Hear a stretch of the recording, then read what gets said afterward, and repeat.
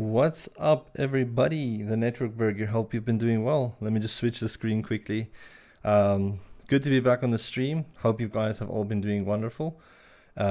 Personally, I don't know, I've been having a bit of a, I don't want to say a rough week, but besides having to cancel the last stream because of a tooth abscess that I developed and getting like some antibiotics shot up in my tooth, and then also getting like some temporary filling.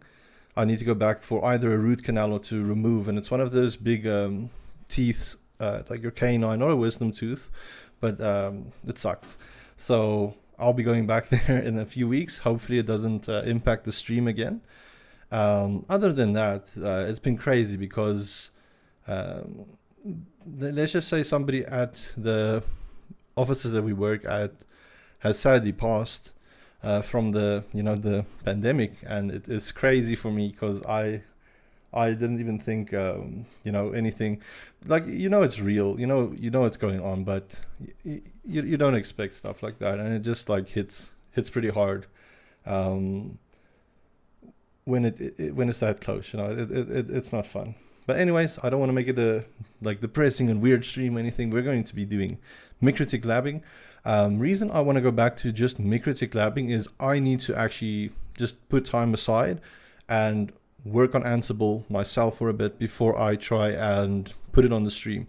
Because sure, we've imported a Linux host and we were able to install Ansible and Visual Studio Code, but it's not working the way I want it to. And I also don't want to feel like I don't want to say I'm wasting people's time, but it doesn't feel productive to me if I'm sitting here trying to figure it out while I'm also kind of showing you guys. Because yes, it's good to see like the troubleshooting process, but it's also not good to be stuck on something. So I'll just sort out Ansible in the background, and then once I've got everything figured out, we'll hop back on that and continue looking at using Ansible for network automation. But right now we're just gonna set up a few Mikrotik routers. So this is what the lab says: back to Mikrotik, or back to labbing Mikrotik. And that is the plan. So this is the same lab that we had the Ansible's nodes configured on.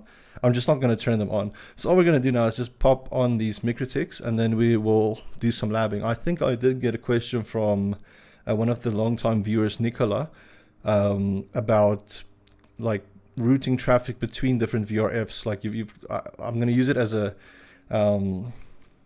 management VRF almost. But how he posed the question was, let's say there's 3 different colors, like a blue, red, and yellow network, and you want blue and yellow, or you want red and yellow to be able to get to blue, but you don't want red and yellow to be able to get to each other, as an example. So we might quickly set that up, just using the same lab that we already set up, because we've actually got a good premise here. We've already got these 3 routers, and we can configure them for MPLS and BGP and all, and layer 3 VPNs. This is VRF as well. So let's quickly get that done. I just quickly want to stop the nodes so that we can actually give them better descriptions instead of just Mikrotik, because I might just make this top Mikrotik. Let's just call this the P1 for provider 1 router. And also I actually want to lab some of the new version 7 beta images, but that might be in the next stream, because I know that they brought out some new beta images, and I know that Kevin Myers actually, I think he wrote something about it. I saw it on Facebook at least, and it looked interesting. All right, let's call this router on the left PE1, and then the router on the right we can call PE2. And I might want to just add 2 more Mikrotiks quickly. Let's just add them, 2 of them, version 648.1, and can leave it on the router image there. We don't need to tweak anything, though I might give it 12 Ethernet ports just because I like doing that. You don't need to do that. And let's save this. I might just give this let's call it customer 1, CPE-customer 1. That's good. So we've got 2 CPE-customer 1. Let's make it CPE1 customer 1 and CPE 2 customer 1. So we just know that those CPEs belong to customer 1. So CPE2 customer 1, not customer 110. All right, cool. And then Mikrotik 14 and 6, we're just going to rename as well. Make this CPE1 customer 2. And obviously CPE 2 customer 2. This is just so that we can put it in different VRFs. You'll see when we actually do the VRF, but why. But it is actually interesting, because we'll have each customer's CPE terminated on a different provider edge router, but what we want to achieve is for the routers to know how to get to each other. And then we'll also maybe have like a little management network sitting behind this provider network that we want both of their VRFs to get to. So let's just connect everything here. So CPE1 customer 1, we can connect to PE1 as well. And CPE2 customer 1. So I need to do this, else it's going to bug me. And just connect that up to the PE2. I just need to have it in order. It's not like an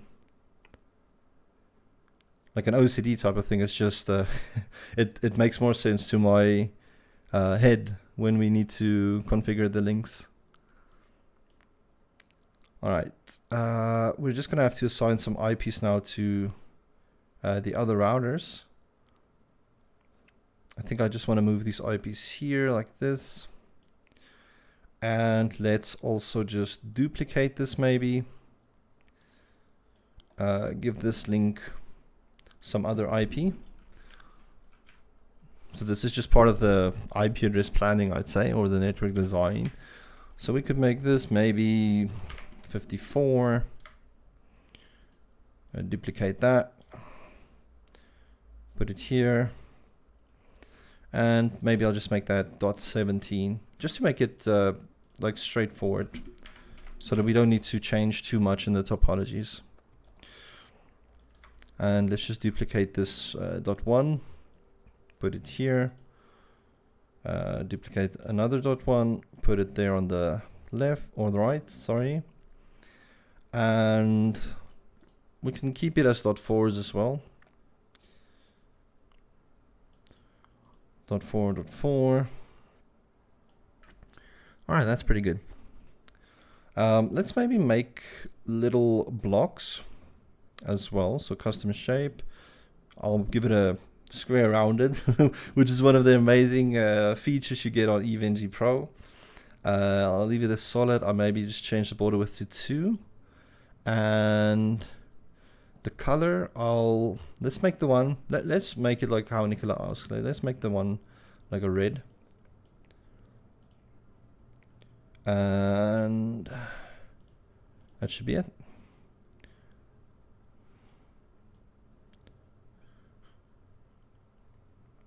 So customer 1.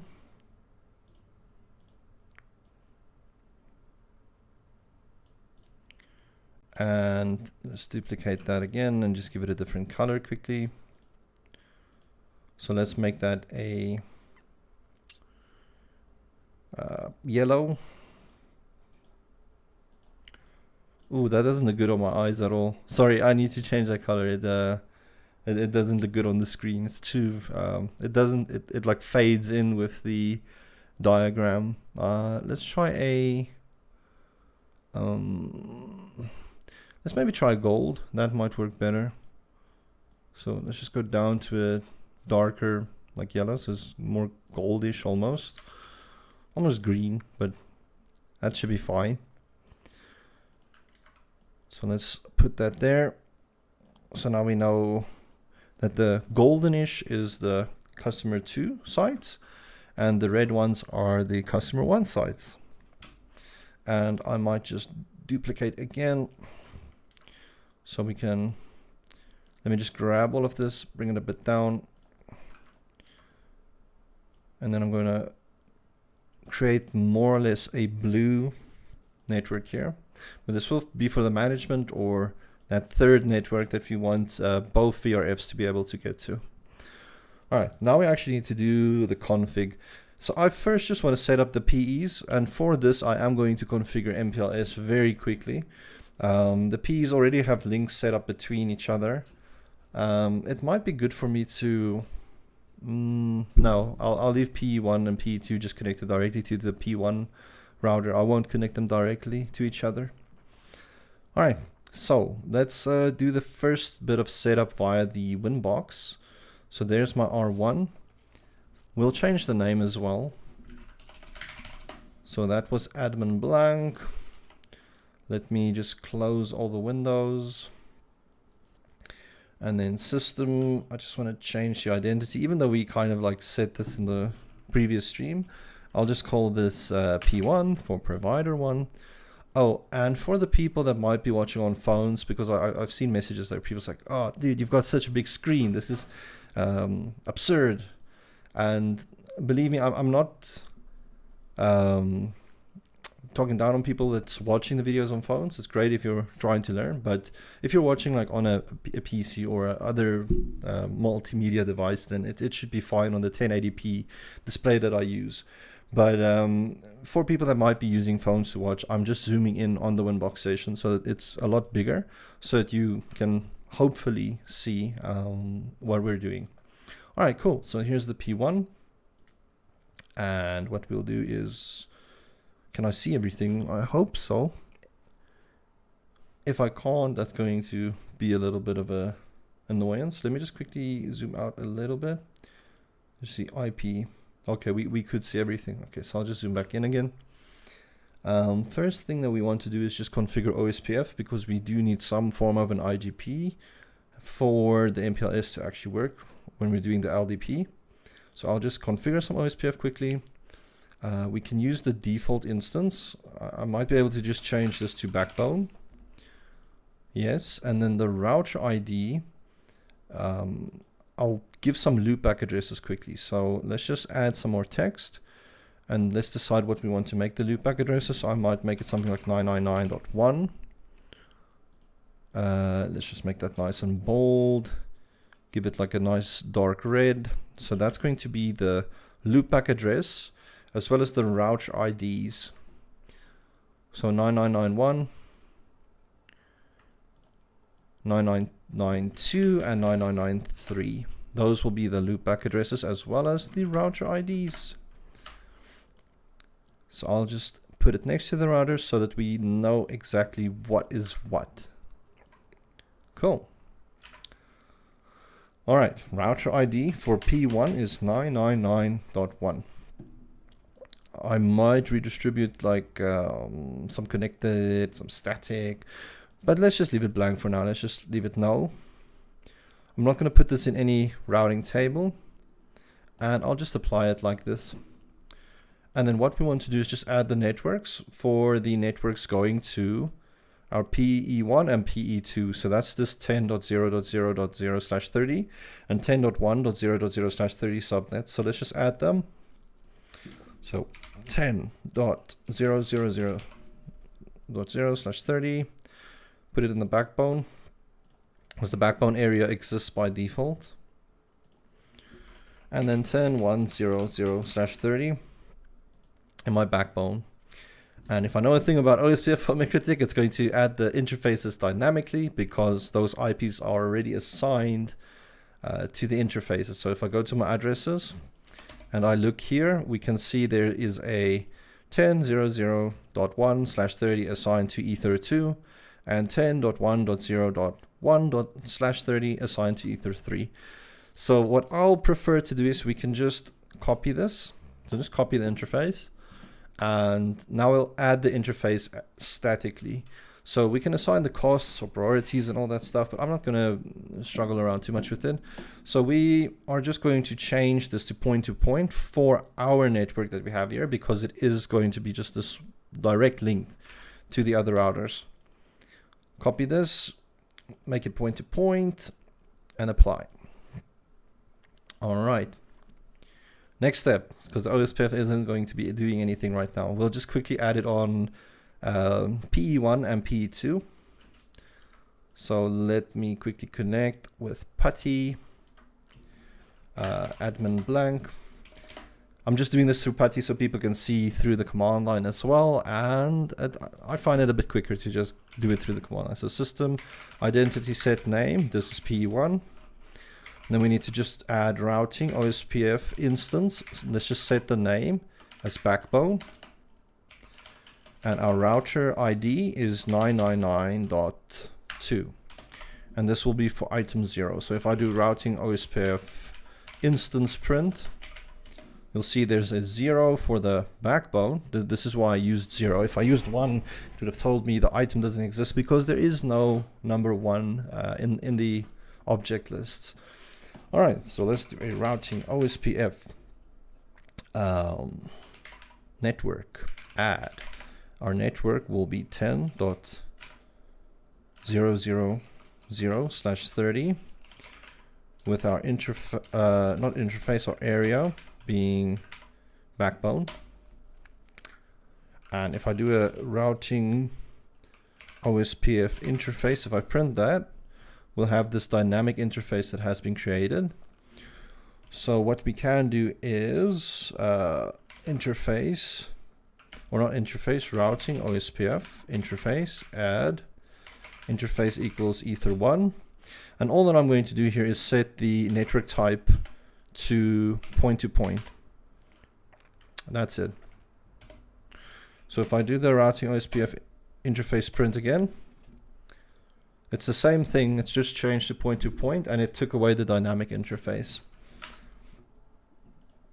Oh, something else I want to do, and I'll do this quickly on P1 as well. But before I do that, I just need to add a bridge for allo0, just so that we can assign that loopback address 999.1. That goes onto our bridge interface, because it's just a loopback interface if it's a bridge without any ports assigned to it. All right, let me jump onto PE1.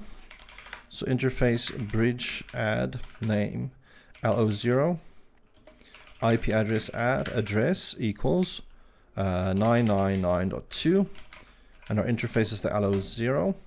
And then the other thing that I wanted to do, which I'll do on router or P1 as well, is our network. I just want to add the loopback address to be added, so I just broadcast that out. So if I do an IP route print, I've got some static routes, and I can see I'm receiving the OSPF route for 10.1.0.0, and that is PE2's details. That's what we're seeing there. All right, let me just jump back onto P1. Let me close this window, and I'll go to P1 on Winbox. And I'll just quickly go to the routing OSPF, and then I'll add the network 999.1.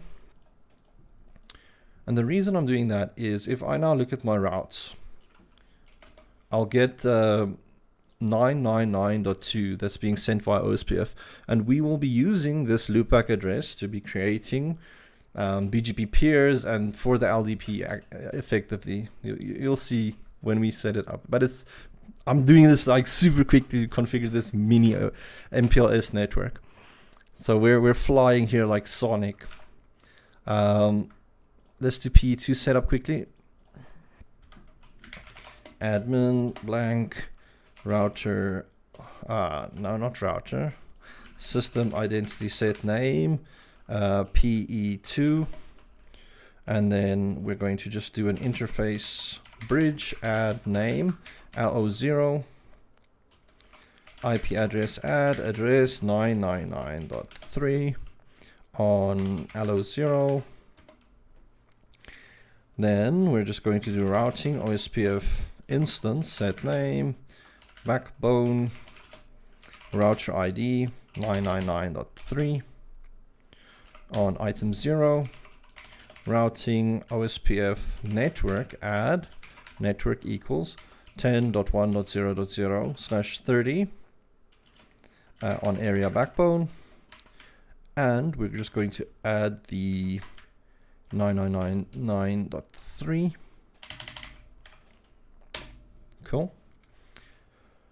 And let's just quickly set the interfaces to be static. So routing OSPF interface print, routing OSPF interface add, interface equals ether 1, and our network type is point-to-point. Cool. So our OSPF should be working now. If I jump on P1 and I just go to my routing, my OSPF, and we can see it is in point-to-point mode. If I just bring up the status, I can see how many neighbors I have. So obviously I just have one neighbor because it's just connected to one device. And if I go here to look at my neighbors, we can see exactly which neighbor we're connected to, which instance is on, router ID, what the address is of the neighbor, what interface it's connecting over, and state changes. So that's like how many times the database is updated, or routes are being learned or needing to be reconverged, etc. Other stuff that you might find interesting is the LSA. So this is the link state announcements. So this is what the routers actually send to each other, and it gets updated on the link state database, or the LSDB. These are the routes we're learning, what area it's in, all that good stuff. But I'm not going to give you a tour of the OSPF now. It's just to show you it is working. So now we can quickly set up the MPLS. So let's just set up an MPLS network. We just need to go into our LDP settings, enable the LDP, set an LSR ID. So this is 999.1, and the transport address we will use the same. So that's that loopback address. Just going to apply that. And then we just need to add the LDP interfaces. So this is pretty crazy how quick it is to just, configure the MPLS. So I'll do Ether 2, and I might just copy this and do it on Ether 3 as well. All right. There we go. And if I look at my local bindings, I've got nothing, and the reason is we haven't actually configured the OSPF or the MPLS on the remote side. So let's just do that quickly. Jump onto our Firefox, go back into PE1, and then maximize that quickly, and then we'll do MPLS set enable MPLS LDP set enabled yes, transport address 999.2, and our LSR ID is 999.2. Then we'll do an MPLS LDP interface add, interface equals ether, should just be ether 1, because that's all that's going back to the provider network. And it should be the same on PE2, which I still have a window open onto, so it'll be quick. So MPLS LDP, no, not local bindings, LDP, set enabled, yes, LSR ID 999.3, transport address 999.3. One thing I forgot to do, but I didn't have to do it with the interface, but it's fine. So what we'll do is MPLS LDP interface add, and then we add interface equals ether 1, and then the transport address I'll just specify as 999.3. That was an accident. There we go. That's good. So if I jump back on provider 1, look at my bindings. Now I mysteriously have gotten some bindings. So we actually got the MPLS, it's running, it's configuring. You can see what our peer is. I see I'm learning stuff from 999.2. I'm not seeing the stuff from 999.3. Let me just look at my interfaces. That looks fine. Let me just update this as well for the transport to be 999.2. Okay, but that's fine. All right, it's done that bit for us already. So if I do an MPLS LDP interface print, let's just print detail. That transport address is just being picked. Okay, so let's do this maybe. Let's just set the transport address to 9992. I just want to set it statically, so it is definitely that, so it doesn't become something else by accident, even though in theory it shouldn't, but it might like take the IP address of the interface that it's like transporting the traffic over. We don't want that, so let's just set that on 0. If I print the detail, the transport address is correct now. All right, let's go back on the P1. Bindings still look pretty standard. All right, I just want to test something from PE1. Can I ping 9993? That's the important bit. I can, so I'm fairly happy with that. If I can ping 9993, that means we've got connectivity between our two PE routers. So PE1 and PE2 can communicate now. That's freaking crazy. That's awesome. All right, so next step that we want to do is let's maybe set up the VRF quickly. And this might be an overload of information for maybe some of the newer viewers. If you're new or if you're just starting for your MTCNA, this video might be a bit daunting. So I'll definitely go back to also showcasing maybe some more, let's say, beginner-friendly stuff. But this is definitely also interesting, and this is where I mean, it makes you kind of feel like you're an artist making networks, and you're building stuff. You know, you're designing. You're a network architect at this point, and you're setting up this whole network for a client. So it's pretty fun when you reach that stage. So don't be intimidated. Maybe try and follow along. Set up this little lab that I've got, because I'm not going to go overboard with all of the stuff you can add on to it.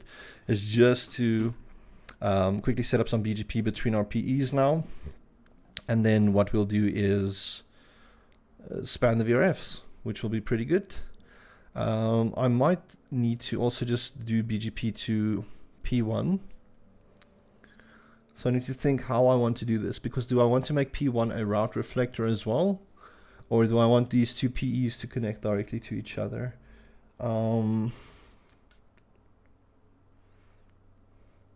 I think I might make P1 just a route reflector. And if you're unfamiliar with what a route reflector is, it's just so that you don't need to like create a full mesh. Like we don't need to connect these two routers with each other for like the BGP. It's just, and because with BGP, we're going to connect in that fashion. We're going to connect to each other. So I might just make P1 a route reflector quickly, just so that the routes of like PE2 gets reflected back to PE1. That'll be the P1's job then. So let's make this the route reflector. So we'll just be creating two BGP peers to P1 actually. But before we create the peers, I need to just set up some VRFs. So let's go into our IP routes. VRF. Let's add a VRF. Customer 1. What was that? Red. And I'm not going to set any interfaces for it yet, but let's give it a route distinguisher. So 1.1. Let's import route targets 1.1 and export route targets as 1.1 just for now, just to get things up and running. So now we've got one VRF or layer 3 VPN or MPLS for customer 1 red. Let's create a customer 2 gold, which is the ugliest gold that I could make. But I'm not a painter, so let's do the customer 2. Thanks, Christian. I appreciate it. So interfaces, I'll leave blank for now, and then our route distinguisher, I can make this maybe like 1.2, 1.2, 1.2, and let's apply. So we got a customer 1 red, customer 2 gold, and let's make the management blue. Even though I'm not going to do anything with the blue just yet. And this I might make 1,000, 1,000. That's just for that blue network later on. All right, cool. So this is now just on P1. We've just added VRFs, but what we need to add now is the actual BGP peers that we want to connect. So what I'm going to do is create a new peer. Wait, before the peer, we actually want to go into our instances. And we're actually not going to connect peers this way to the client's network. We're going to create peers on the provider network actually. So I'm just going to use the default, like the main routing table for this. So what I'm going to do is create a peer to PE1 MPLS. Then my remote address will be 10.0.0.2. We need to decide on an AS number that we want to use. Let me just extend this maybe. So let's give ourselves an AS number as well. I'll make it something straightforward. Might make this AS 65000. Let me just make that bold again. And give it a different color, maybe purple. All right, so now we've got AS 65000 that we'll configure as the instance for the BGP on all of our routers. So PE1 MPLS, maybe we can just say to PE1 MPLS. So we know this peer goes to PE1 for MPLS. Our remote address 10.0.0.2. Our remote AS will be 65000. And I will do route reflect on this. But this is route reflect we only do on the route reflector. So the provider router in this case. I won't do any default originate. I actually won't do anything else here, but I will go into the advanced settings and I will set this up for VPN 4 and maybe L2 VPN as well. And the update source now I can make that the LO0. That instance we're probably going to change, or I might just update the AS for the default instance to 65000. So now I don't really need to do anything. Let's just set this router ID to 999.1 as well. And apply. So this is just for our provider network. It doesn't have anything to do with the customer yet, but this will allow us to deploy this MPLS service to our clients. So I need to just do the similar thing on the provider edges quickly. So let me jump onto PE1 and PE2. So here's PE1. So what I'm going to do is routing BGP. Let's just do an instance print. So this is 0, and there we see the AS is still 65530, which Mikrotik does by default. So let's just do routing BGP instance set. I'm not going to update the name. I just want to update our AS to 65000 because this will be the AS that P1 connects to, but it's also going to be the same AS that PE1 connects to get to P1, if that makes sense. I don't want to confuse anybody again. And stop me if you feel like I'm talking too fast or if something doesn't make 100% sense to you. And also feel free to join the Discord. I think the link is in the video description. And then you can ask questions on there as well. So there's our router ID on item 0. And then all I'm going to do is routing BGP peer, add a peer, give it the name, let's call it 2 P1 MPLS. Our remote address is going to be 10.0.0.1, which is the IP address of P1 in the diagram. Our remote AS, so that's the autonomous system that we're connecting to, is 65000. We want to set an update source, and that will be LO0. And we want to, typically you would select the instance, but since it's going to use the default instance, I don't, because it would have just selected that by default. But if it was for a customer and I had an instance for them, I would have done it there. And importantly, we need to now just set our actual services that we want to allow over this. Not the BFD, sorry, I'm just looking for the command on here. Address families. So address families we're going to be using is IP, L2 VPN, and VPN v4. Cool. So if I do a routing BGP peer print, this peer should come up. Just check, can I ping 10.0.0.1? I should actually change that I'm actually being silly now. I can actually make the remote address the loopback address. So let's just do that actually. So routing BGP peer set remote address 9991 40, and I just want to update that on this router. So we're going to be connecting to 9999.2. One too many nines there, sorry. So 999.2. All right, our peer is established. Perfect. Now let's just create another peer, 2 PE2 MPLS.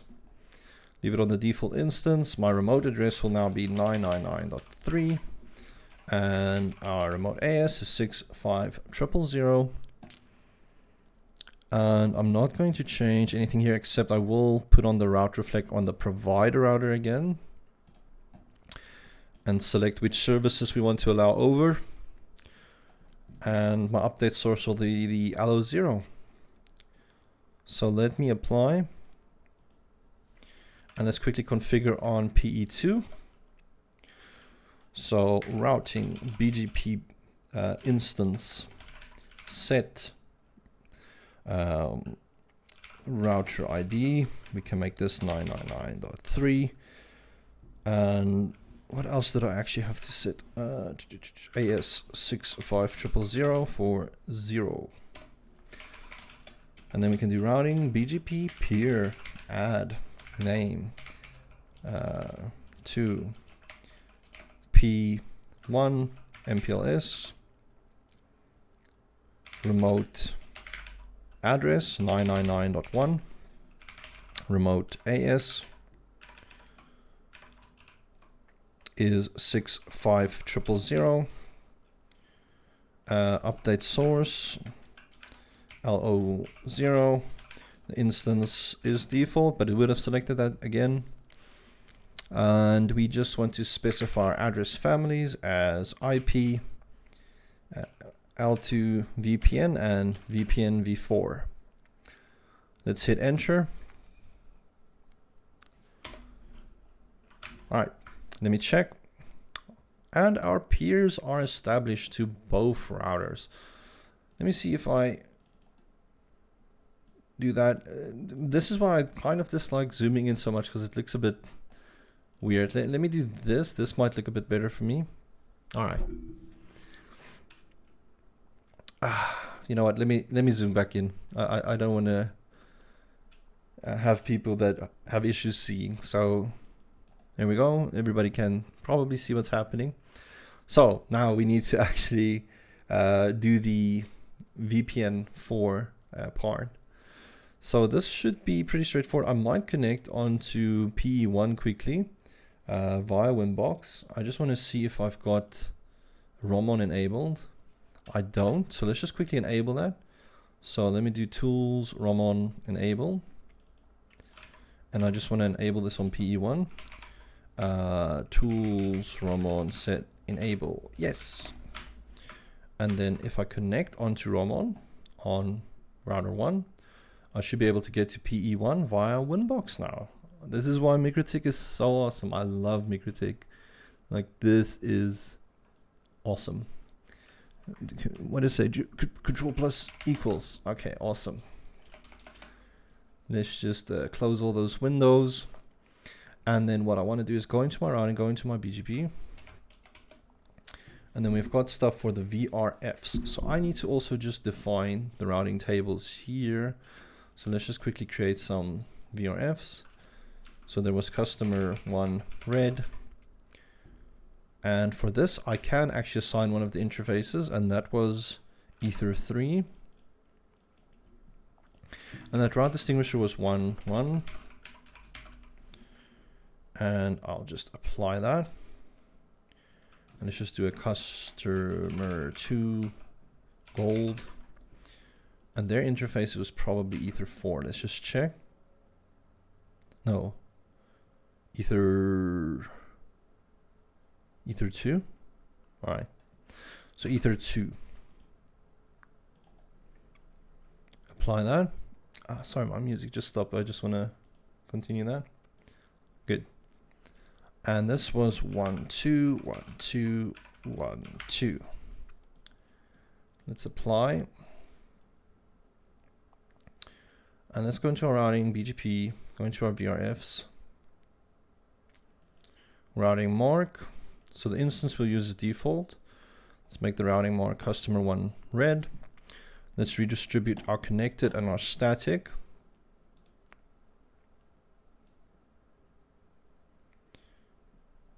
And I would actually like to go into PE2 as well. So on PE2, it's actually pretty simple. We'll just do routing, or let's do IP route, VRF add. Routing mark is customer 1 red. We can give it the route distinguisher of 1, 1. We can give it the import target routes of 1, 1. And we can do the export target routes of 1, 1. Hit enter. And then I'll do the same for customer 2. Ooh, customer 2. Oh, that doesn't work at all. Okay, so IP route, VRF, add routing mark equals customer 2 gold. Route distinguisher was 1, 2. Import route targets was 1, 2. And export route targets is 1, 2. Awesome.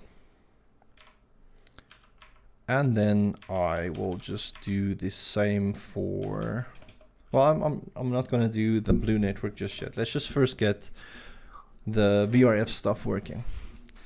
So if I hang on, I've added the VRFs. I haven't added the interface to the VRF yet, so let's just add an interface. So IP route VRF add interface. So on PE2, I just need to see what's what. So for customer 1, ether 3 is going there. So ether 3 goes to customer 1.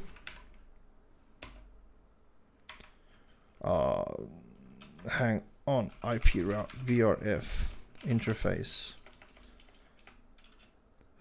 Let's see, I can't add from there like that. Can I set interface ether 3, and that should be for item 0.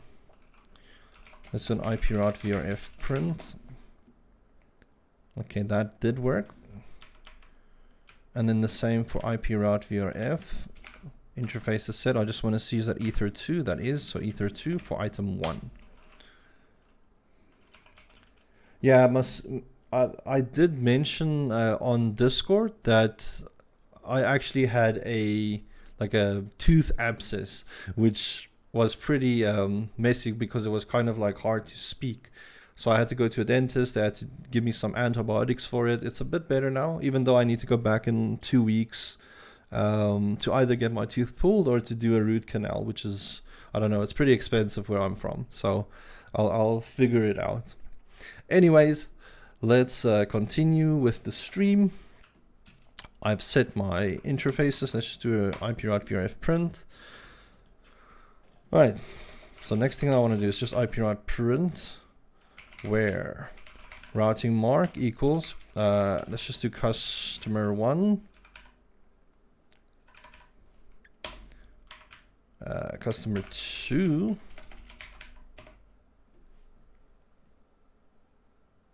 Okay.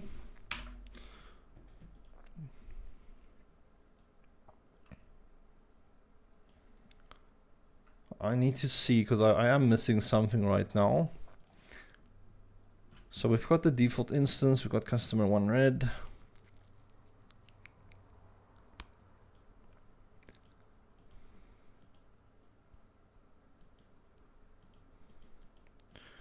I wonder if I need to maybe just add the VRFs on our provider router as well.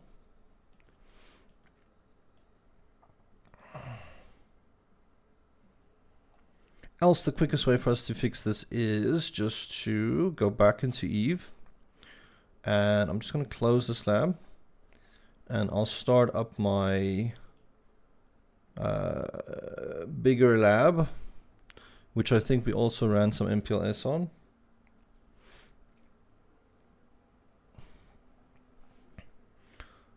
Zoom out a bit. I just want to start a couple of routers. So let's just start router. Actually, let's close this one. It's a better lab that I can just look at my configs. So not that.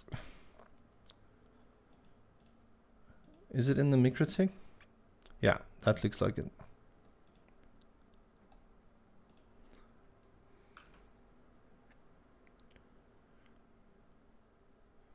That's possibly the thing. I just want to see something with my own setup here quickly.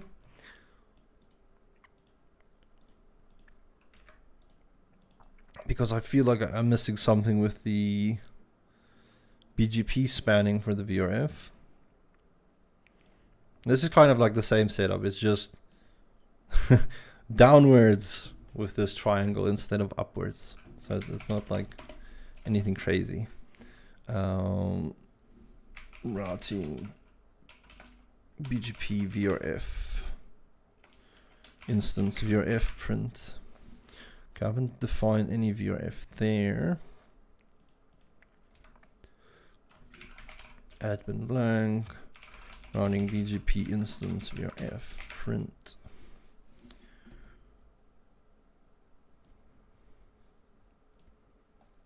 All right. Let me just quickly check our config on PE1. We've set to redistribute connected and static. And I just want to look at our IP routes. If I go to the routes for customer 1 red, okay, that's still blank.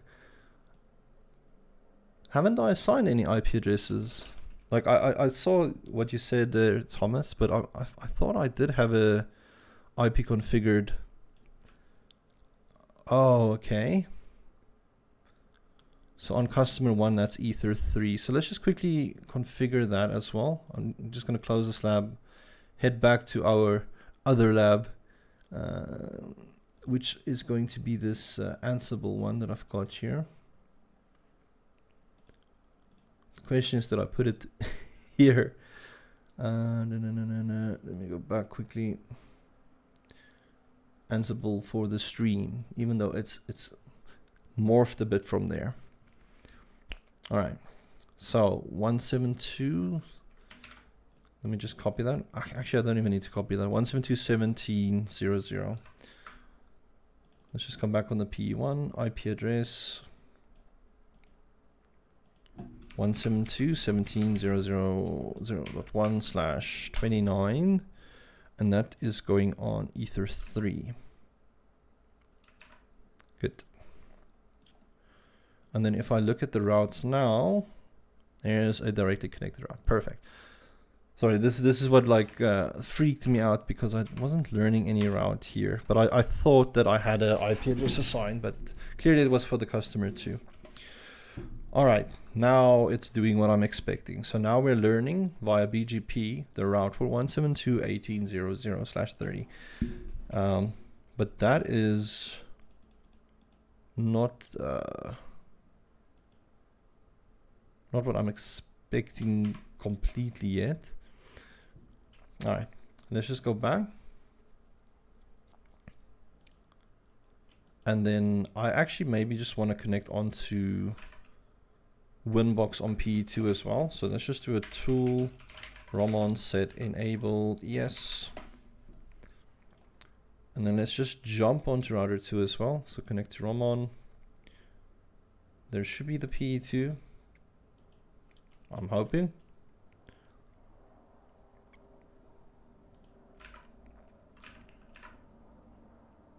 Why is it not allowing me to connect now? Connect there, connect to Romon.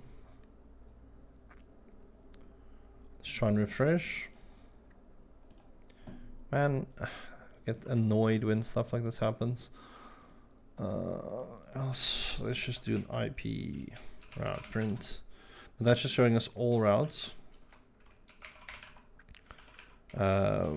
Where? Oh, I didn't?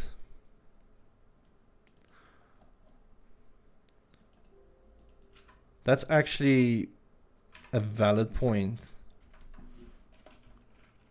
Tool Roman set enable. Thank you for catching that. I thought I was connected on the PE2 there. Let's refresh. There we go. Connect. Just want to have a look from the Roman quickly. We've got a VRF for customer 1, red. And that's also just Ether 3. So let's just assign IPs on the Ether 3 here as well. That is 54. So 192.168.54.1/29 on Ether 3. And I don't think I've set the VRF. Where was I? I'm so frustrated now. I'm pretty sure I was on the completely like wrong router when I configured the VRF via the BGP. We're not doing anything with RIP. So let's just apply that, copy that, do customer 2 gold, refresh. Okay, let's look at our routes now. If I look at the customer 1 red, there we go. That's what I'm expecting to see. So now we're learning the directly connected route for 172.17.00/29. Was I connected on this, one of these routers?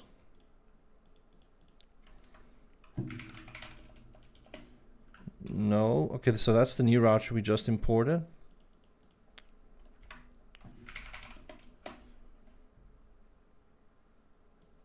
Where the heck was I just? I was on some router. Wasn't this router? Was it maybe this router? No. So where did I actually configure the? I think I was still connected on that other old lab. Let me just quickly shut that down as well. Just going to close here. Going to my running labs. There is a Mikrotik new lab. So just to stop this, I'm just going to turn off these routers. So this is where I was connected, which is crazy that we can, but it is one of the things you can do with Eve Pro is like work on multiple labs at the same time, which is also cool because you could have 2 separate lab files and then you could actually create like a cloud network between the lab networks and they could get to each other, which is so cool as well. All right, let me just go back to my running and we can go into the Ansible for the stream, open it up. But we're already in a pretty good spot, and that's in like an hour. We've set up a fairly small MPLS network and we've spanned some VRFs across for our red and gold networks. Let me just jump back onto the Winbox for PE1. I just want to make sure that the stuff for the gold customer is configured right. So Ether 2, that should have an IP already. That does. Let's just go into our BGP VRFs.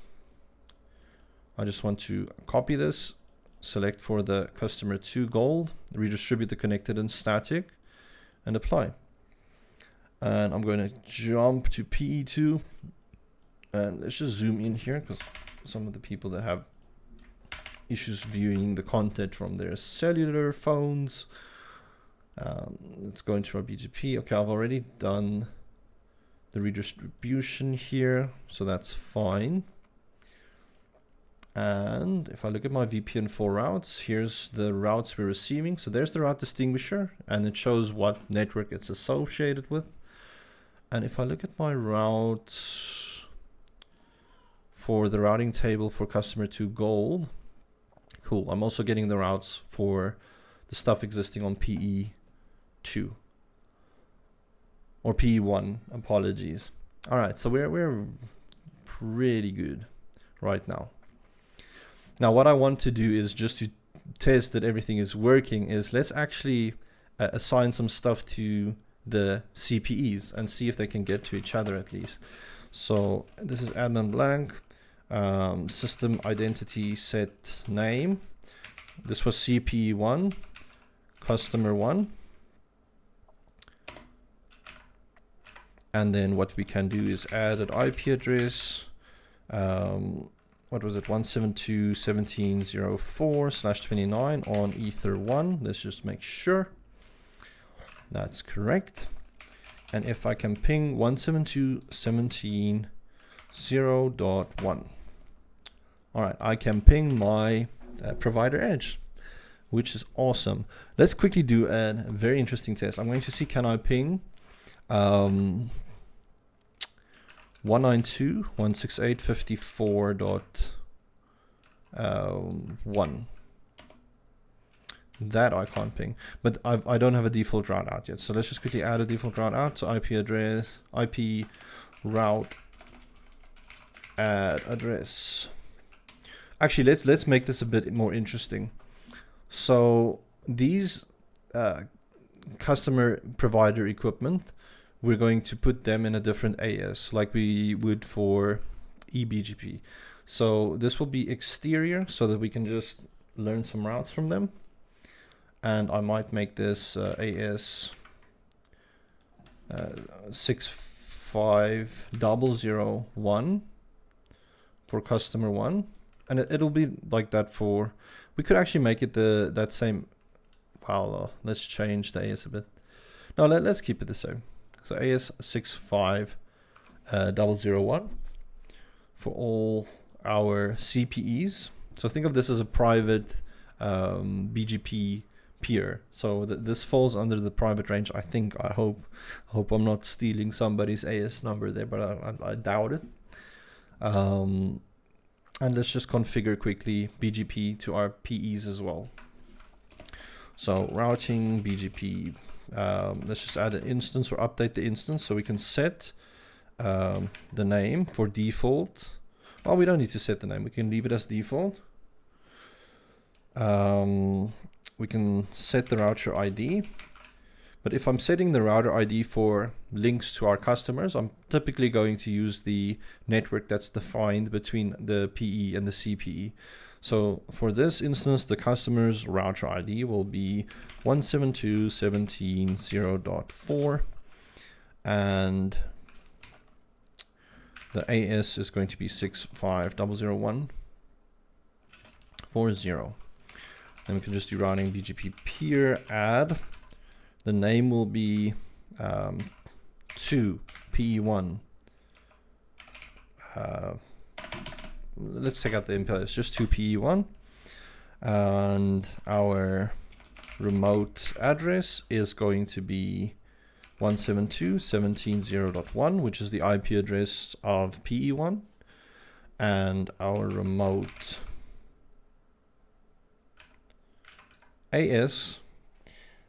So this, we need to decide what we actually want to make the AS on the provider edge. I can leave it as 65000, which is fine. Let's leave it as that.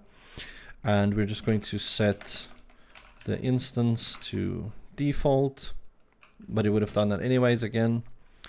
Anything else I want to add here? Let's just add an update source, and that will be Ether1. And then I don't need to set anything else because everything else will be filled in by default, but we just want to confirm that our address family is IP. But I'll take that out, and then if I do a routing BGP peer print detail or print status, which is a little bit more detail, we'll see what the address families is here. So there's address families, it is IP, because that's just default, that's just how it is when you set it up. Okay, so that's CPE1, and we need to just define a, let's say, a LAN range for our clients. So I'm just moving these routers up just a scooch so we can get some LAN IPs here. Move that, thank you. So what are we going to make these LAN ranges? Let's pick something in the 10 range, so maybe 10.50.88.0/24. And I'm going to make this pretty straightforward. Let's maybe change the coloring bit. Since this is the red customer, let's make that I don't want to make the text red. Let me just change that back. Let's keep our text white. I want to make the box red. But I'm failing at that now. Make sure, select everything, because that's what we want to do. Make that white, make this red. Hey, Matt. So let's throw this here. And let's make this other CPE maybe .99. There we go, that's pretty cool. So on the CPE1, I'll just quickly give this an IP address, add, and then the address will be 10.50.88.1 /24. Let's just put it on Ether2. Even though I haven't connected it anywhere, since this is running on Eve, all of these interfaces will be up, so it will just be running. And I'll hit the enter. And then what we can do is routing, BGP network add. Let's add the network as 10.50.88.0/24. And we need to now configure BGP on the actual PE. So what I was talking about is the instance, we want to now have BGP for our client that they can connect to. So we'll just add another instance. Let's call this customer 1 red. AS is 65,000. And then the router ID for this will be 172.17.0.1. What do you think will happen if I try and make it the loopback address? Let's quickly do that and see what is the effect. I want to also, I'm not going to redistribute anything here. I'll leave this blank, but it's important to select our routing table. So this will be customer 1 red. And this is what happens if we try and set a router ID that already exists on the network. So it's good for our loopback addresses to just be assigned to our core network. And then those link addresses that we've assigned will be used as the router ID for our customers out. But this is going to be like a one-time thing though. So any other future things that you bring into this router, they'll all use the same router ID. All right, I'm going to apply this. So now we've got a customer 1 instance with AS65000 and the router ID. Let's add a peer. So now our peer will be 2 CPE1 customer 1. Our instance, important to select. If we leave it as default, it's not going to work. We need to connect to customer 1_red. Then our remote address will be 172.17.0.4, and our remote AS was 65001. That's what we gave to customer 1. And it's actually the same AS for all of the sites. And I'm just doing this to show you it doesn't need to be a specific, like you don't need to make customer 2 65002. It can be this. We could have made it all 65000 even, but I wanted to make it a external BGP connection. I don't want to make it in like IBGP. It's eBGP. So I'm not doing any route reflects or anything now. But one thing I will do is I will set the default originate to be always. Reason being, now it will send a default route out to the customer to tell the router, hey, to get out to the internet, here, use me. I just want to see, it's Ether 3, I believe. It is. So I just want to set the update source. And let's just apply that. And presto, isn't that cool? We've got a peer and it's come up to customer 1. And we're already learning a prefix. If I look at the VPN4 route, or not VPN4 route, sorry, just advertisements, you should see the stuff. But sometimes it's a bit finicky here. So if I just do a IP route print, routing or where, routing mark equals customer 1 red. Awesome. Now we see we're learning the route 10.50.80.0. There's another way you can see specifically for that BGP peer. So we could do like IP route print where received from equals. Now you can specify the BGP peer. So this was to CPE1, customer 1, and that's the route we're learning. Perfect.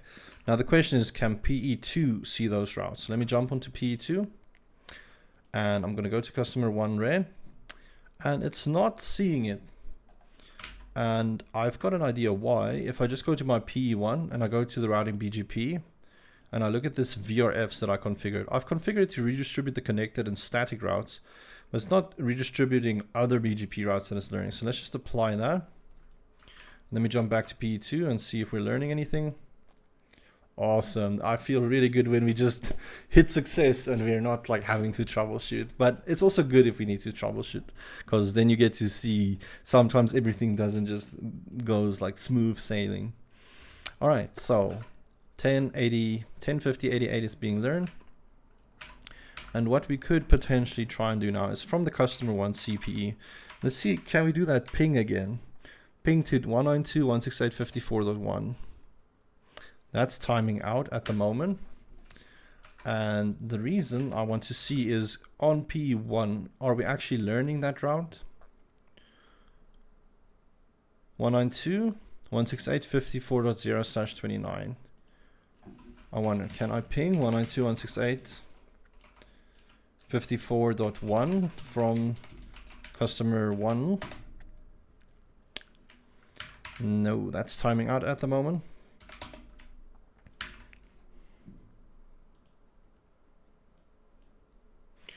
I'm actually kind of half expecting to be able to get there since we're learning routes for it. All right, let's just continue with the setup quickly on the CP2 for customer 1. I just want to make sure that they can get to each other. And this I might just configure statically very quickly. So don't worry too much about cool BGP to the PE. Let's say this is a much simpler PE where we were just doing static routes. So system identity set name equals CP2 dash customer 1. Okay. IP route add destination address 000/0. Gateway will be 192.168.54.1. Have I actually added that address on here? Let's just check. IP address PE2. I have added it.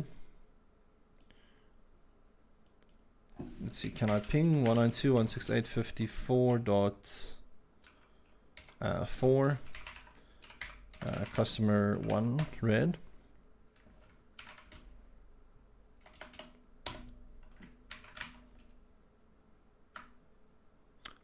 Okay, but I haven't added the IP yet on here. So let's just add that. IP address, add address equals 192.168.54.4/29 on Ether 1.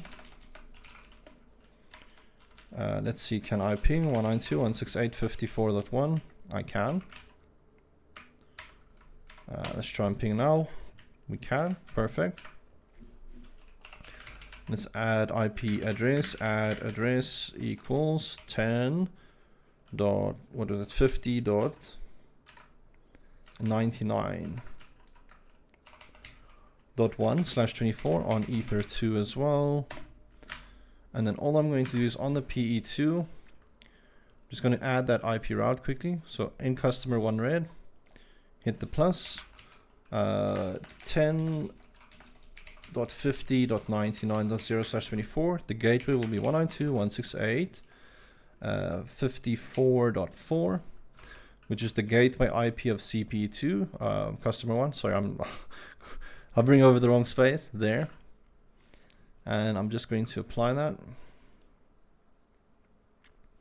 And then I want to see, can I ping 10.50.99.1 on customer 1 red? I can. All right. So let's jump onto the CPE1 for customer 1. And let's see, can I ping 10.50.99.1? Can't ping it. Is this now us running into issues? I don't think I can run a trace route since we're running MPLS network there. Let's just run a continuous ping quickly to 10.50.99.1. And then I just want to see on PE1. I am learning the route on PE1. And it's learning it recursively via 999.3. Ping 999.3.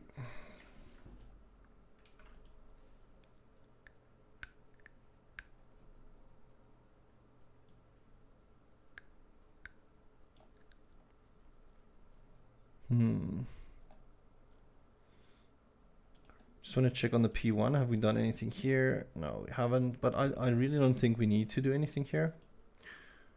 But let me add it anyways. So instance, routing mark, customer 1 red. Let's just apply that because this should just work through the LDP, to be honest. And besides, I don't have any like stuff configured here yet.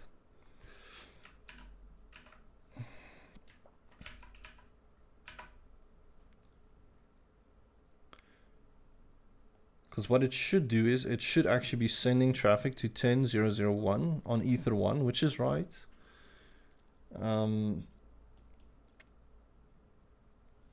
But why is it not working? Because the routes are being learned. Definitely not anything with the filters. VPN 4 routes, PE1. Let's just see what are we learning here.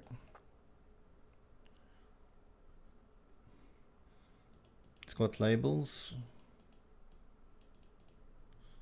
If I look at my MPLS, let me jump onto the P1 quickly. Just look right there. I'm just going to disable that because we really shouldn't have to add that. MPLS.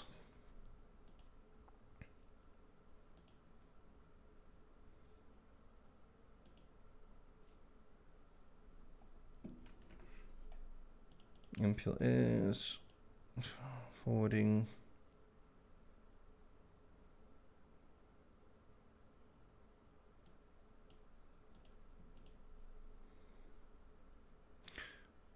This doesn't seem right to me. I'm only getting one LDP neighbor.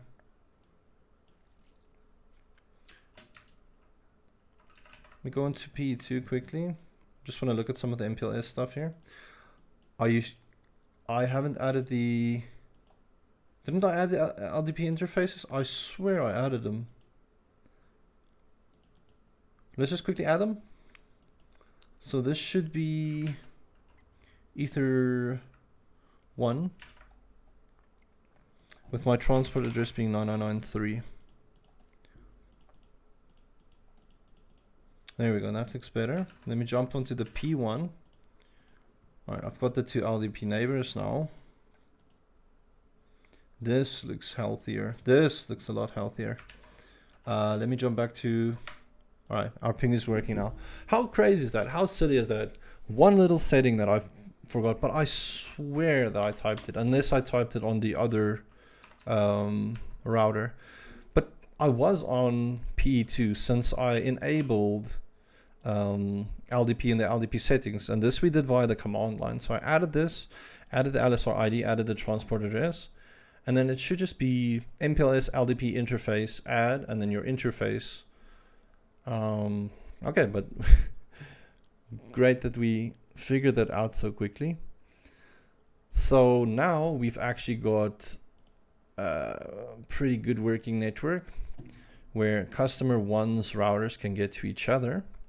So now let's just quickly add some information or connectivity for customer two's devices. Let's just make this this ugly gold color. Do I maybe have a nicer thing to? I like this pumpkin. That's a bit better. Pumpkin. Maybe I could have made the box pumpkin color as well. Let's see. Let me just see what that color is. Edit. No, now I'm in the border. Oh wait, I need to just double click on it. Does it show there? 6600. 6600. 6600. Let's just try that. Edit border color. 6600. There's already something there. There we go. Should have made it orange. I think it's a lot better than this terrible gold that I selected. Alright, so red and orange. Alright, so what are we going to make the customer 2 networks? Let's maybe make it something in the 172 range. 172, sorry, I just want to start it there so we don't lose this nice color that we select. 172, 31. Let's make it 0.0/24.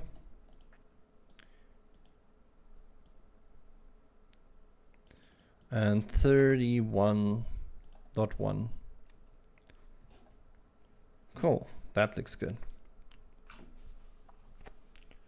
All right, so on PE1, we're just going to do the whole BGP setup as well. Let me just jump back to PE1, make sure we're on PE1. So let's just add a BGP instance for it. Call this the customer 2. I'm going to keep the name gold just for consistency, even though it is orange on the diagram. And we're making this 65000. And the router ID, I'm going to make 172.16.0.1. 172.16.0.1. And this I will add to our customer 2 gold routing table and apply. So we've got 2 different instances for our customers, and the default instance is what we're delivering our services over. Oh, my music stopped again. Let me just get something else on. There we go. Good. All right, let's add some peers. I got a peer. That was weird how I said peer. I felt like Chris Hansen. I don't know if you guys have watched Chris Hansen before. I love his work though. I feel like it's justifiable if he catches people that engage in gross activities like that. All right, Ether2 will be our update source. 2, CPE1, customer 2. Our instance will be customer 2. Our remote address will be 172.16.0.4, and the remote AS 65001. And let's just send out a default originate. All right, good. Let's just quickly configure that router.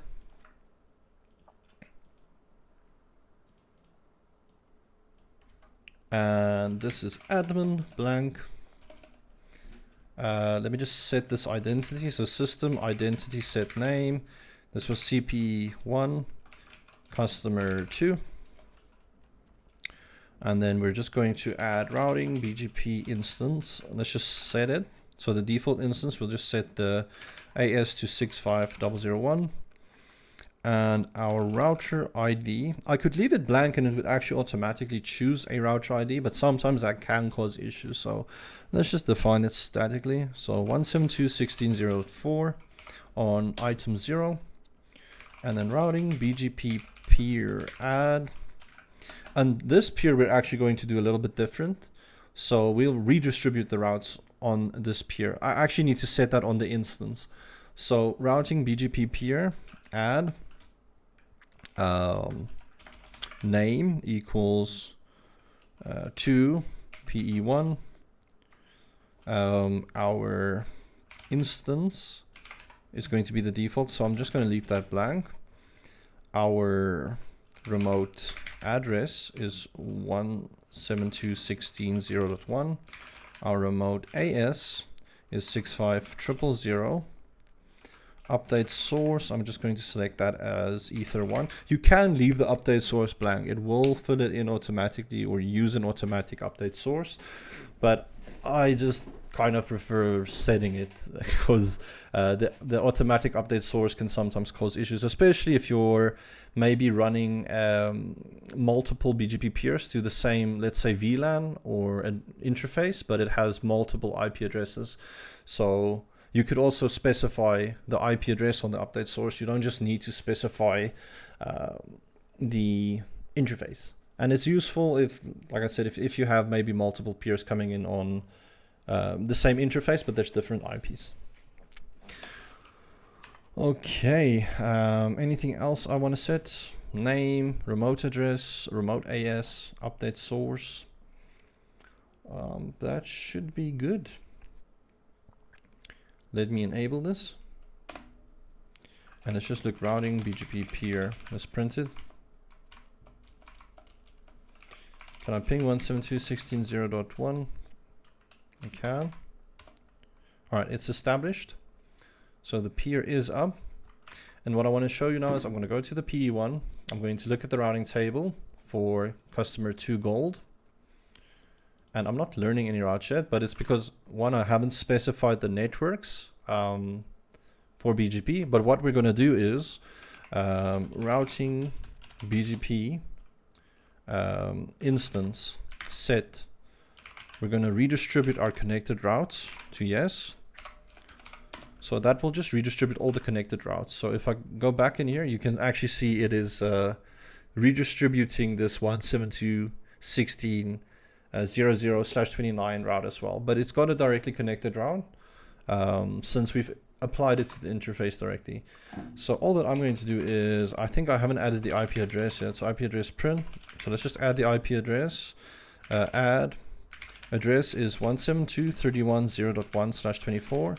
Also on Ether2.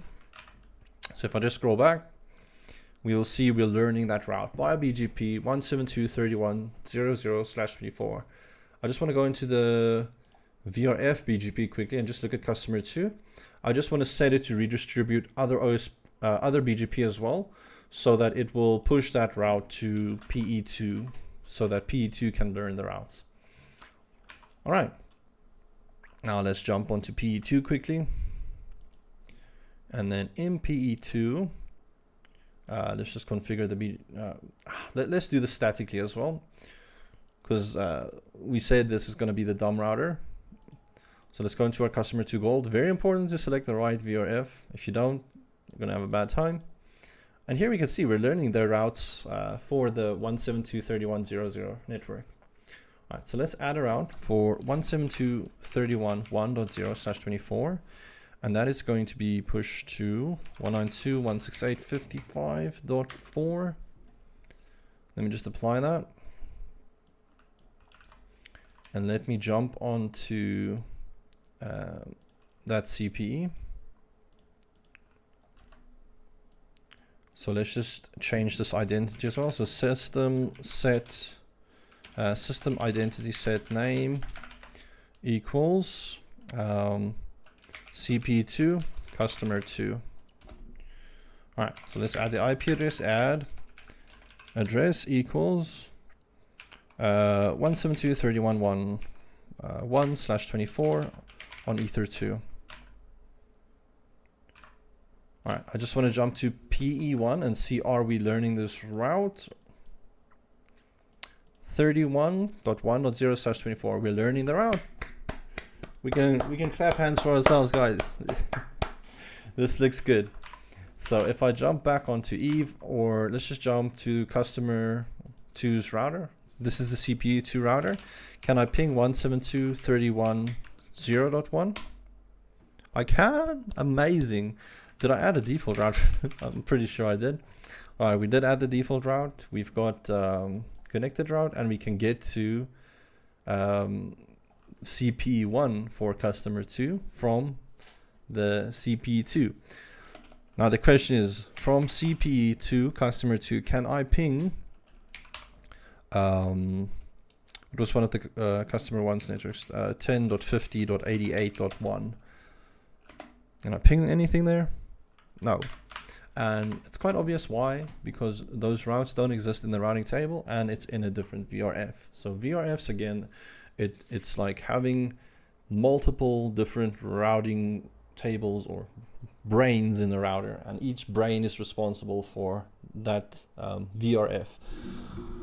But we can do the VRF route leaking, which I've done a video on YouTube before as well, and on stream, and it's pretty straightforward. So what I want to effectively do now is just do the leaking to the blue network. But this is the management network. Let's just make another little blue network. And let's call this, let's not call it a customer. Let's say that is a data center. This is a data center range. And we want all our customers to be able to get to the data center range, because maybe you've got virtual servers that the customers connect to, and you want them all to be able to access those ranges, but you don't have, essentially want them to get to each other's equipment, because that's a no-go zone. If your customers can see each other's equipment, that's pretty bad as an ISP. And a lot of small ISPs and WISPs do this. They just have this big flat network. Everybody can get to each other's stuff, and it's actually like I'm pretty sure at a point it's also even against the law to do it that way. But that's what laziness gets you. So if you're having multiple customers, I'm not like saying if it's like triple PoE connections for your wireless clients, like you don't need to put each customer in that sense in their own VRF, because you would segregate them with something else. You would probably use like firewall rules so that they couldn't get to each other's routers in that case. But if you're like using or having big enterprises as your customers, this like VRFs is the way you want to go. VRFs with MPLS, or you want to go SD-WAN, which Mikrotik still doesn't support. So we will wait for that, or we will use other vendors' equipment for SD-WAN. All right. So let's do this blue data center range quickly. I'm just going to have to add another router for it.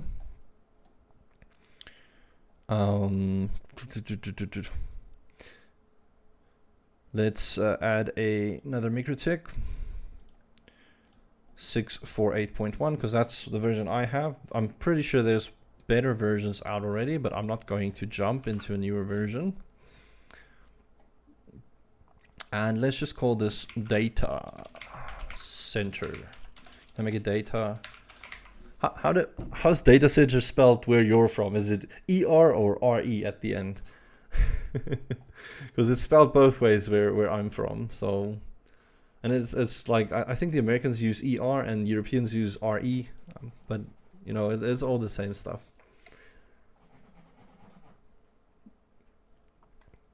Okay, so let's just connect Ether 1 for the data center router to Ether 4 to our provider router. Let's just start it up solo, and let's decide what range do we want to put there. I might put a, let's say,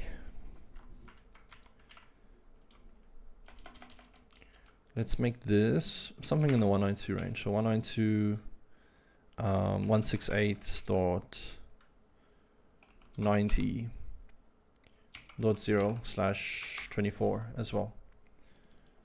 Let me just make this a nice blue outline again. So that's our data center range.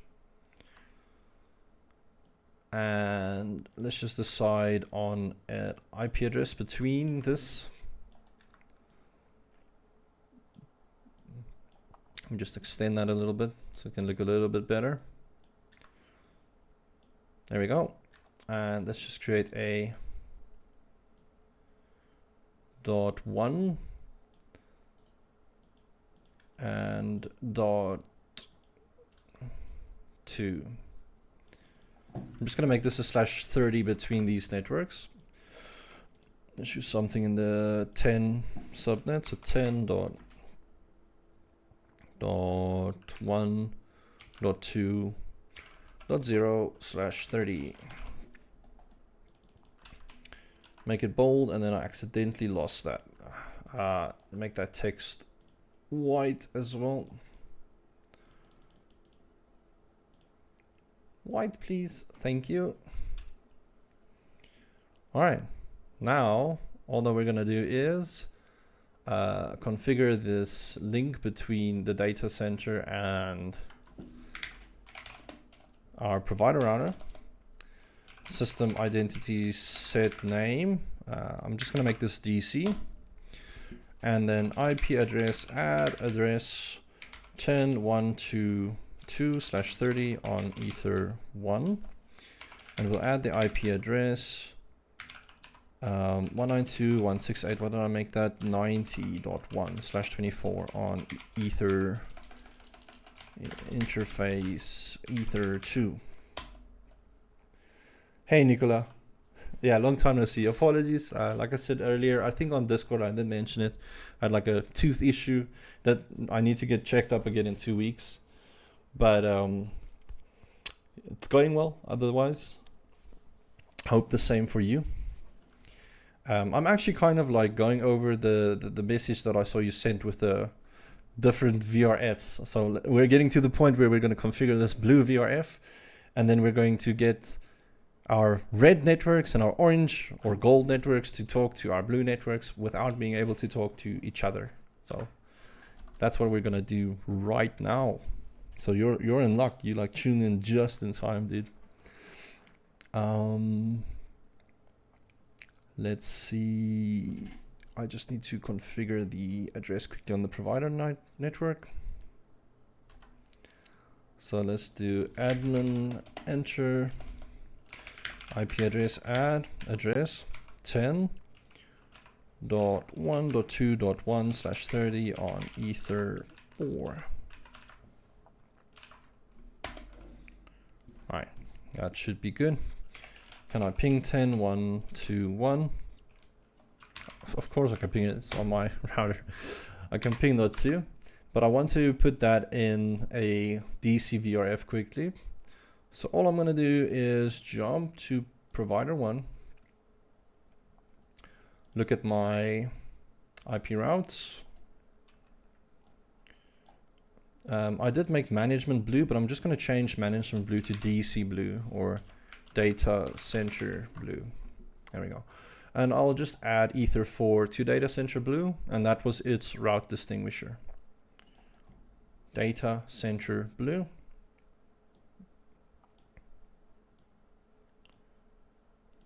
All right, that's good. Let's see, can I ping that still? I should. Just from the routing table, data center blue. And what I would like to do, oh man, you don't need to give me so much credit. A shot of B12, like vitamin B12. I take vitamins every day, but maybe you were right. Maybe I need a shot of B12. Could maybe just be good. Let's add the IP route. I'm just going to add this as a static route quickly. On, you see, it's that's only crap thing about Mikrotik is you get data center, and the old VRF that we have is just kind of there.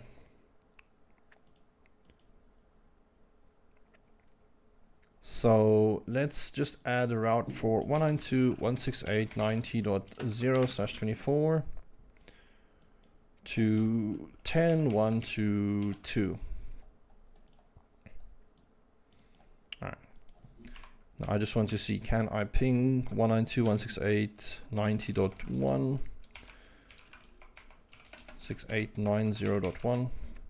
All right. I have luck with it, but at the beginning of the stream, I mentioned that I'm going to stop the Ansible streams for a little bit until I feel more comfortable working with Ansible itself. It's really not the Ubuntu that's the issue. It's more or less how you're installing Ansible now, and I just haven't had time to like sit with it properly. So I feel like because I want to do it, but I don't want to sit on the stream for like 3 hours, you know, trying to figure it out. So I feel I want to first figure it out and then come to the stream, so that it doesn't feel like frustrating, like, because it feels like I frustrate myself while I'm on stream, and that's not good. So I'd rather just fix it, and then I can be like, okay guys, this is actually how we do it. All right, so we've got the data center blue stuff.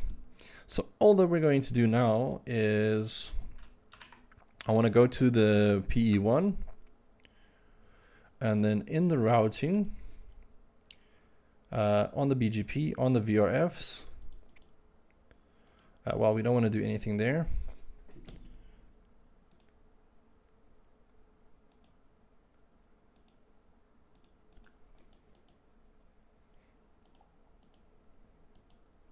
So what we're going to do is in the IP routes on PE1, we're going to go to our VRF, and in our customer one, we're just going to import, what was it, 1000. Actually, we're not going to export that. We're just going to import for now. And then I just want to have a look. If I go to customer one red, am I learning anything yet? No. But we need to add the import routes. So I'm just going to do that. We need to add the export routes as well for the provider router. So let's just quickly add the import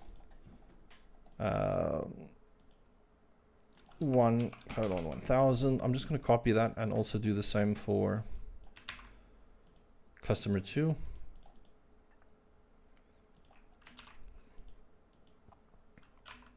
And on PE1, jump to customer 2, just add that to the import route. And then on our provider router, we've got our IP routes. I'm going to go into my VRF. There's the data center. Export route targets. So let's just add 1.1 and 1.2. Apply that. And then I want to jump back to PE1. Let's look at our routes. Okay, we're not getting that route yet. But for this, we actually need to add the BGP VRF on the provider router now. So let's just do that. So I'm going to go into my routing BGP, make the instance default. Let's do the data center blue.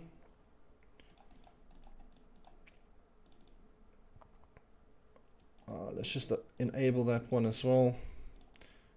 Add the customer 2 gold. All right, let's just check customer 1 red. Okay, we're learning those routes. We're learning those routes. Okay, let's jump to P2. All right, perfect. So on P2, I'm actually learning the data center range now, but I'm not learning customer 1 stuff. I just want to test something. So on our provider router, I just want to disable the routing for customer 1 and customer 2. And then I just want to see and make sure, do we still learn the route? All right, so we are still learning the route on PE1 and on PE2. All right, so let's do a quick test. I'm going to go on to here, because Nicola, you haven't been here from the beginning of the stream, but you'll probably rewatch the whole thing. So you'll see how we've configured everything. So what we're going to do is CP1, customer 1. And we're going to see, can we get to that data center range? So customer 1, CP1, can I ping 192.168.90.1? So that's timing out now. let's just run that ping or keep it running. And then I just want to see on our provider router, I just want to look at our VPN 4 routes. So there's our route distinguishers that we're getting, which is correct.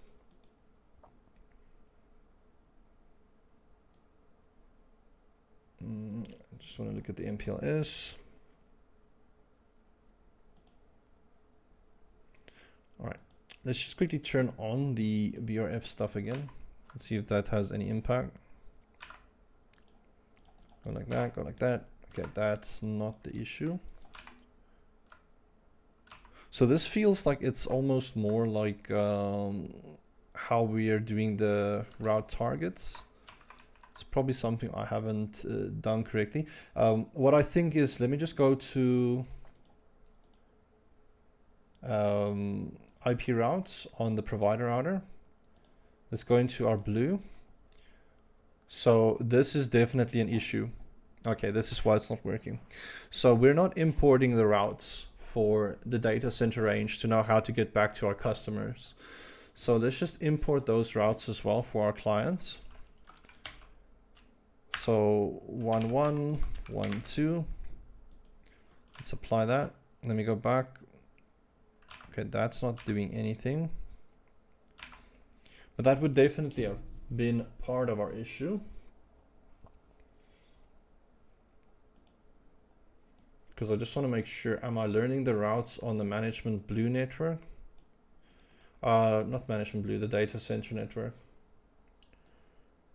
And now I'm, okay. I'm sure now that it's on the right place. So it is learning the routes to the customers. Let's see, can I actually ping anything in the customer ranges? Maybe 172.17.0.1 from the data center. No, I can't ping anything. So there's definitely something out of place, something that's not right, but we can make this work. So we've got the routes, we are learning them. Let's just see what's happening with the traffic. I'm going to leave the ping running, and then we know the ping or the traffic should definitely be hitting this router. So it should be hitting us on what, Ether 1?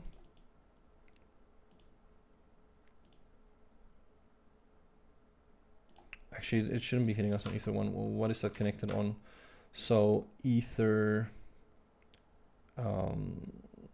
3. So we should be seeing the traffic from there.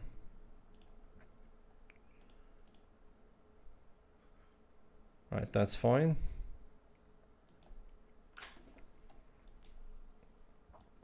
So I'm just trying to understand the route logic. So traffic gets into customer 1 red. It will look at its routing table. It will see, okay, if you want to get to 192.168.90.0, you're going to go to there, Y Ether 1, which is right.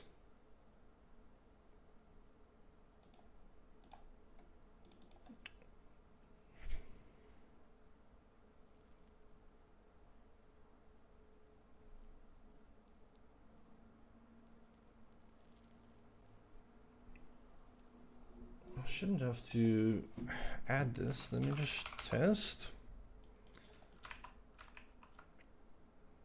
No, but I shouldn't have had to have added that. Let me just remove that, because that is like stuff that you want to export, the routes that you're sending out via the BGP. Let's check this BGP stuff here.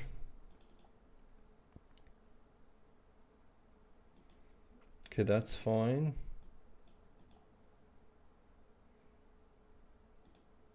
It's learning that route correctly.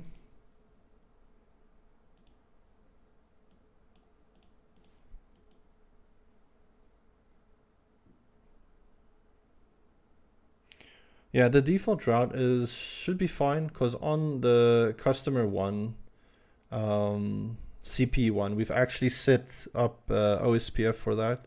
Well, not OSPF, BGP. So if I go here, and if I do a route lookup. Wait, this is the wrong router. Damn, I hate this. IP route print. So BGP, we're learning to get there via the P1 IP. And I wonder what would it look like if I do a trace route. So trace route 192.168.90.1. And let's just specify the source. Hang on. I just want to test something else. If I do the ping to 192.168.90.1, let's just specify the source as 1050.88.1. Alright, so that wasn't that.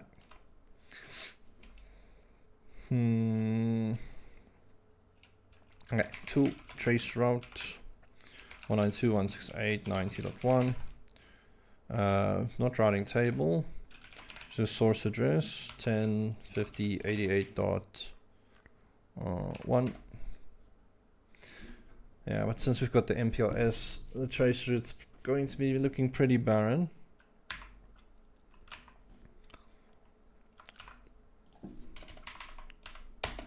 Let me just keep that ping running. I just want to see if I'm getting that traffic on P1. So that should be coming in on Ether 2, if I'm correct. Yes. So on Ether 2, let's just run a quick torch here. Well, we can select port protocol, extend the entry timeout maybe. Let's see what we got here.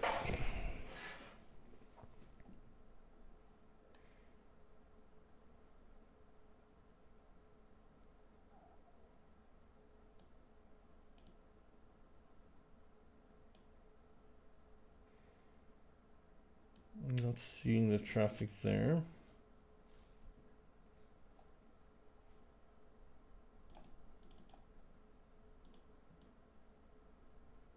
Because this is in theory just like route leaking at this point.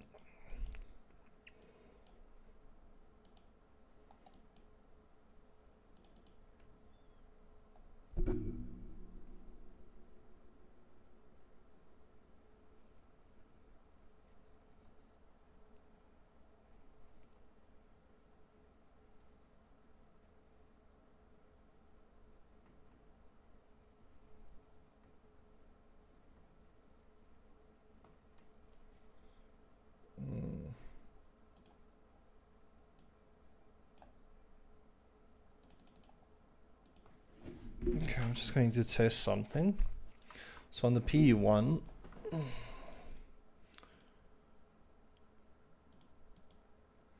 I just want to look at our routes VRF. I'm just going to add this again as well. So 1000. And let me just make sure that is the right route distinguisher. So 1:1000, that's fine.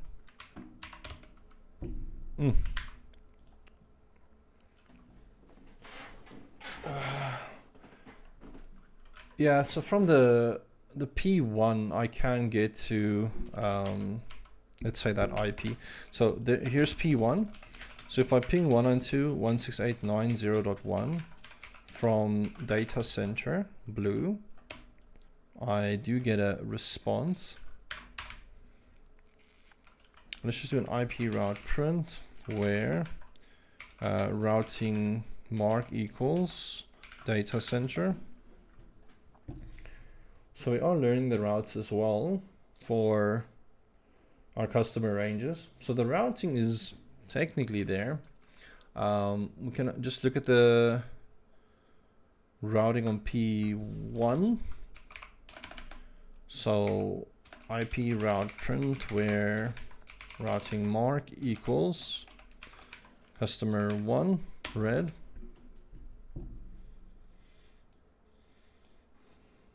So the customer 1 red is getting those routes.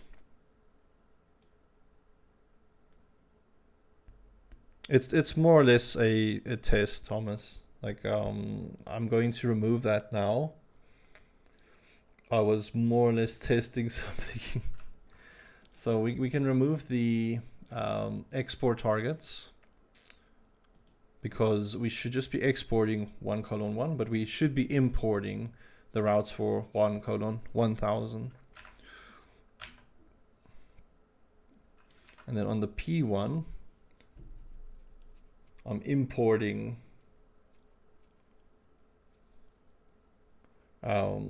these routes, or these route distinguishers, into this routing table. So 1.1 and 1.2 for the data center blue. So if I remove this, I should in theory now lose the routes for my customers, because I'm no longer importing their routes. So let's just add that back. Still 1, 1, 1, 2. Let me remove the export routes. And then if I go back to my PE1, if I look at the routes, all right, I'm still getting that. So that's actually good. Let's go to our customer one. See, can we ping it now? No, we still can't ping this. All right.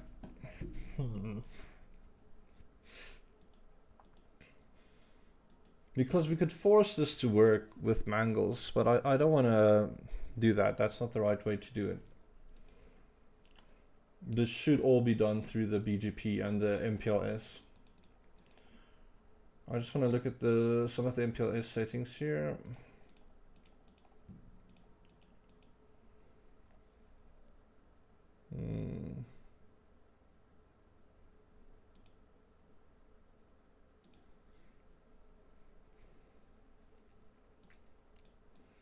So one thing that I do see that might be problematic is I'm not picking up the bindings. So that'll definitely cause an issue.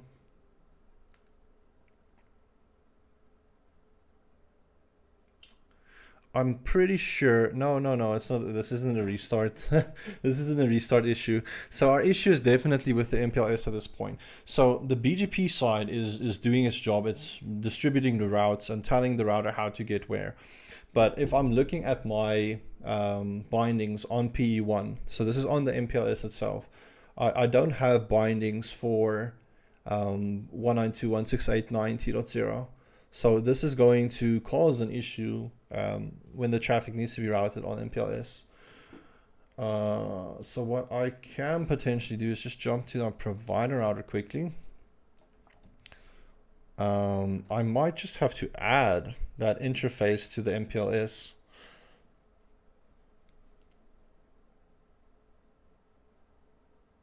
Let's do that. Let's add Ether 4.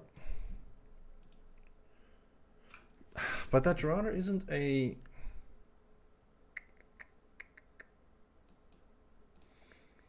Let's just quickly map this out. Let's go back to this topology. Because our issue right now is... our issue at this moment, I don't think it's the redistribution that is the issue. But yes, it has been ticked. So if we go to our provider router, and I'll just explain it again, what is definitely wrong. So if I go to my BGP, my instance, which is the default, which is correct, our routing mark, which is for the data center blue, we are redistributing connected and static. But I can really disable this, like take out the customer stuff on the provider router, because they don't need to be there. And if I look at the VPN routes, so I'm learning 192.168.90.0/24, which is on this route distinguisher 1:1000. And if I go to provider edge 1 and I look at my routing here, I'll go to the BGP. I'll also just go to the VPN 4 routes. I am learning 1:1000. Our issue right now is if I go to the MPLS, so MPLS, and I look at my bindings, I don't have a binding for .90. So if there's no binding for 90 and it comes to the VPN 4 routes, it's trying to go via this label, and this won't go anywhere because the MPL, it's not like set up correctly for the MPLS at the moment. No, that's that it's not that it's not learning the route. The routes are being learned. This is now an MPLS issue, which we can fix. I just need to think what we want to do with this link between P1 and the data center router. We might actually have to add this data center router to the MPLS to make this work. Because think of this just as another provider edge now. Because this Ether 4 now just connects to the data center. So I actually think that is what we might do to fix this. Because I get the questions, but it's not the right like reasoning. Because if I go to the VRF, the redistribute other BGP is not ticked, but it shouldn't be ticked because we're not like connecting other BGP sessions or anything. That like this is nothing to do with another BGP session. Like on PE2, we redistribute the other BGP because we've got this BGP session. Well, not the CP2. So CP1, we've got a BGP session going into PE1, and then we're redistributing that on the VRF so that it can get to PE2, so that the CP2 can learn those routes. But our issue now is PE1, it's learning the route, but there's no MPLS tags or labels for it actually. So it's not going to work on an MPLS level. So the VPN4 will just not work. So we need to sort that out. And to sort that out is we're going to have to add this Ether 4 onto the MPLS. So I'm just quickly going to configure this data center router for the MPLS as well.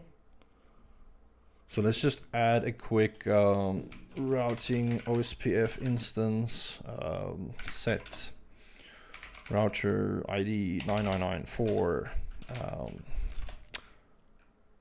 and we're not going to put this in a routing table.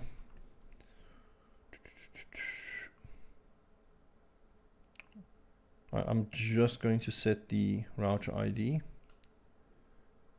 Oh, and the name we can set as backbone. Routing OSPF network, add network equals 10.120/30, 10.120/30. ARIA backbone, and the 9994. And then what we're going to do is our routing OSPF. I just want to check, have I actually added IP address? All right. Let's just add the loopback address as well. So interface bridge add name allo0, IP address add address 9994. That's allo0.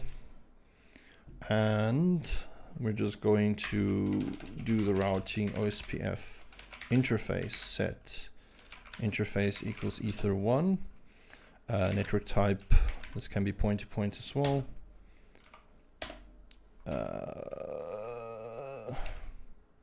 Oh, I'm setting, I should be adding.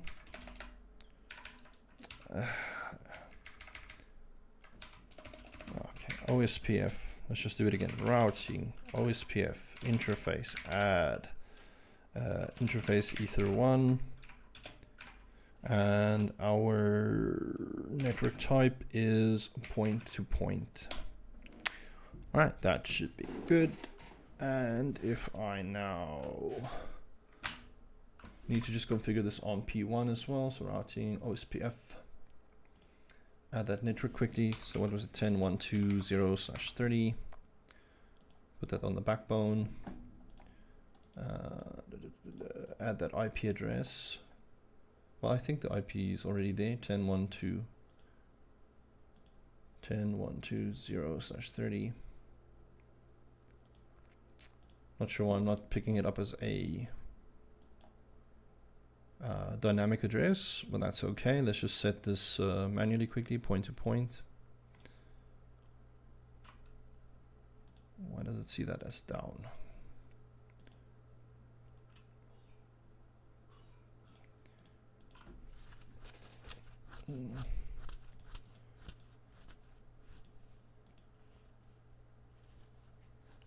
Oh, that's right. That's right. That's actually gonna cause some crap. Yeah, that's definitely going to cause issues.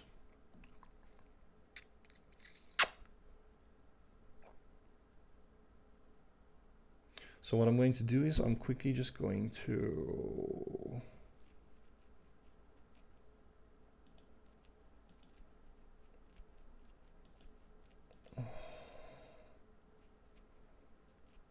I'm just quickly going to remove Ether 4 from the routing mark. And let's look at our OSPF quickly. But we'll make a plan with this just now.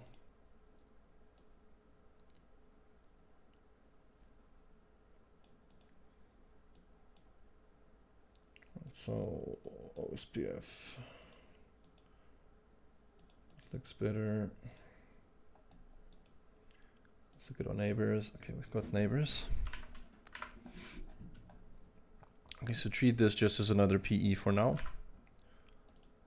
And I just want to configure the MPLS on here. So MPLS LDP set enable. Yes. LSR ID 9994. Transport 9994. MPLS LDP interface add interface Ether 1. I think. Let's just make sure. Yes, Ether 1.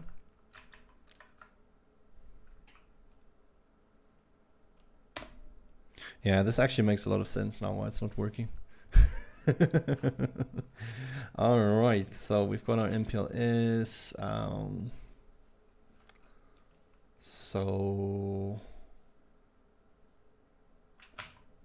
I just actually want to configure this on the DC as well. So let me just quickly enable ROM on. Tool ROM on set enabled, yes.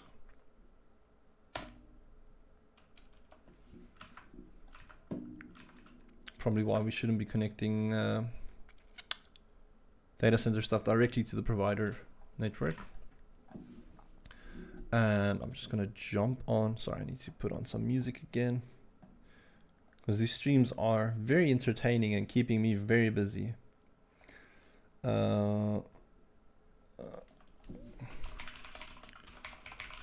Okay, that's good. Just want to skip an ad as well. There we go. Connect to the ROM on. Got DC. All right. So at the DC, we still have. I don't know. I hate it when my Winbox does this. All right. So at the DC, we're just going to configure now a separate VRF, routing mark, data center blue. And this is going to be the Ether 2. Route distinguisher, 1000. Import routes, 1000. 1, 2. Export routes, 1000. All right, that's going to be a bit better for us now.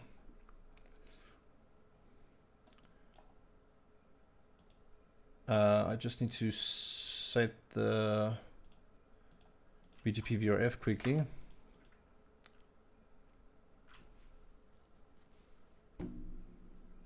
But I need to connect this back onto the P router as well.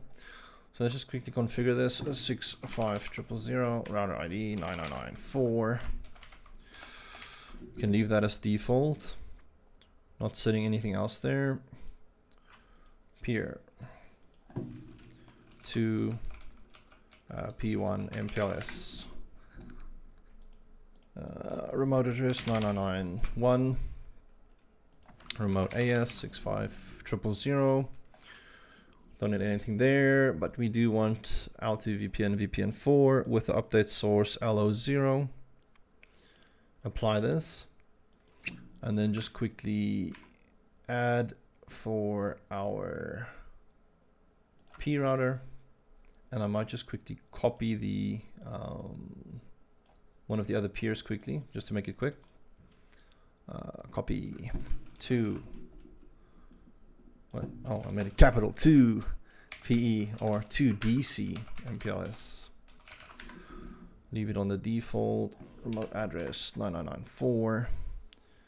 We can route reflect this. That's fine. Apply that. Let's just see, can our peer establish? It established. Perfecto. If I go to my VPN4 routes,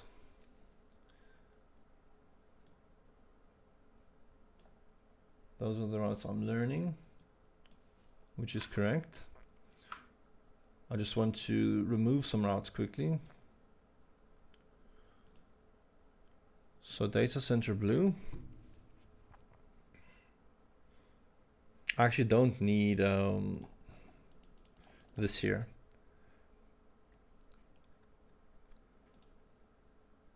So let's just jump to the DC, zoom in a bit, look at our routes here.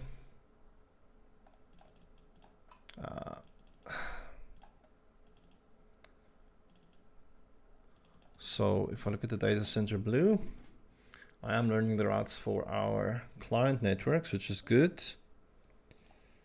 And on my PE1, still not getting the binding, so this is still going to fail.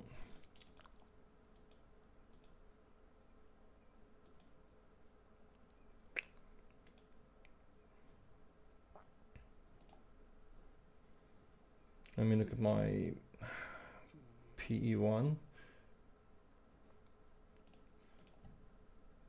I might just disable this as well. And go back to our P1 or PE1. I first need to sort out the bindings, guys, before we worry anything about the BGP here.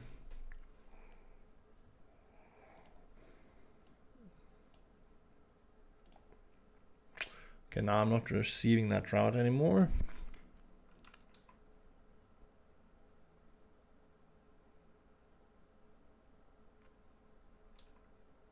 So let's just quickly add this VRF back here. Data center blue, redistribute, connected and static. No, but I'm not going to do it here. I'm just going to do this straight on the DC router. That's actually a good point, Thomas. I don't think I did that. We should do that as well. Else the MPLS will fail and then we won't receive the routes. But I still need to add on the DC router the BGP peer here for the data center blue, just to redistribute our, let's just redistribute our connected right now. And let's just add the LDP interface on MPLS because we didn't do that. So this is definitely an issue. 9991. That should look a bit better. Let me go back to the PE1. We're learning that data center route again. But importantly, I need to see this in our bindings. I'm still not seeing it in the bindings. But I don't know if you guys can see, but we do have a response. All right, so this is working. I'm just a bit weirded out that I'm not seeing this in my MPLS bindings. Maybe it just needed to update. Let me check on the DC router quickly. So MPLS bindings. Those are the remote bindings I'm getting.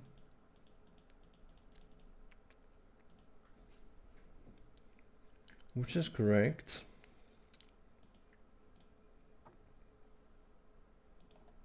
All right. Okay, regardless of that, the setup is cleaner now. It's how it's supposed to be.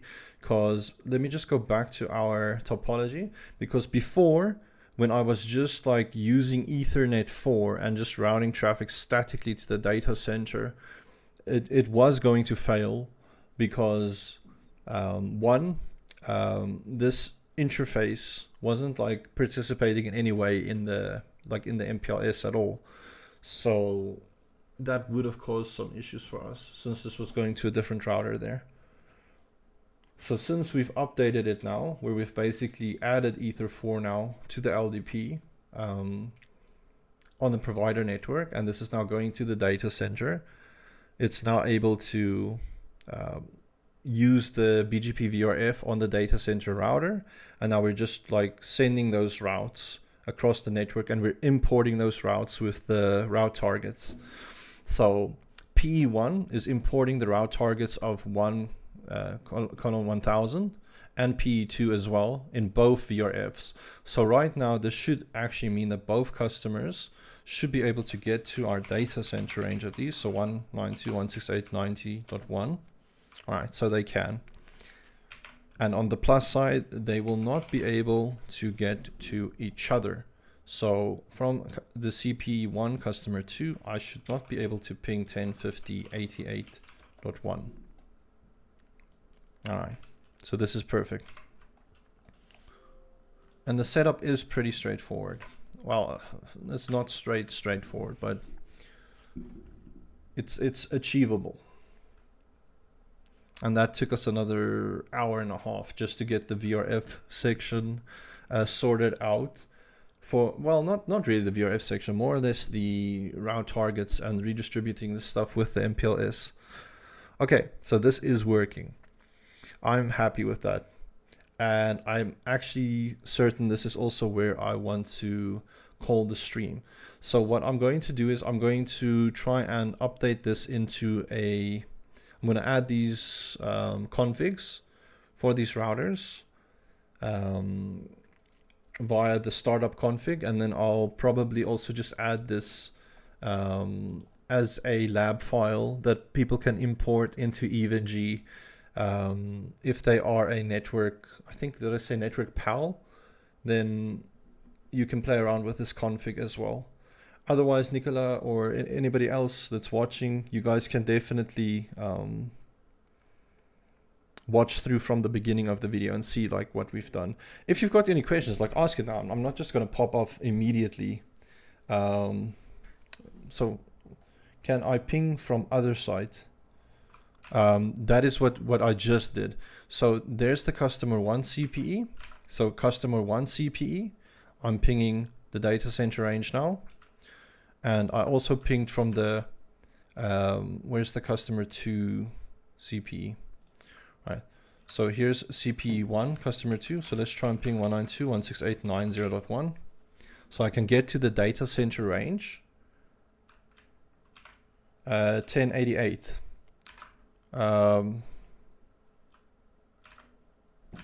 That is where we pinged from initially. So I am pinging 192.168.90.1 from 1050.88.1. And let's just test it from the other PE. So let's say the CPE2 customer 1. Can I ping 192.168.90.1? Can I ping that from the LAN address, which was 1050.99.1? Yes. So from both PEs on their CPEs, they can both get to the data center range, but they will not be able to get to each other, which is beneficial because I think, like I explained, you maybe want to have a data center set up where you've got mail servers or VMs or firewalls or stuff that you want all your customers' traffic to filter through or be able to communicate, but still not be able to see each other. And this is how we would do that setup. So is there any other questions before I cut the stream, or I'll give it a few minutes because I'm more than happy to answer some questions. It's just I also want to get a little bit of rest in and spend some time with my amazing fiance and baby.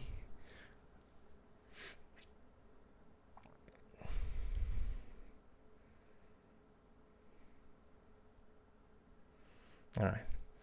So while that's being thought of, I'm just going to stop. Okay, you can think, you can type.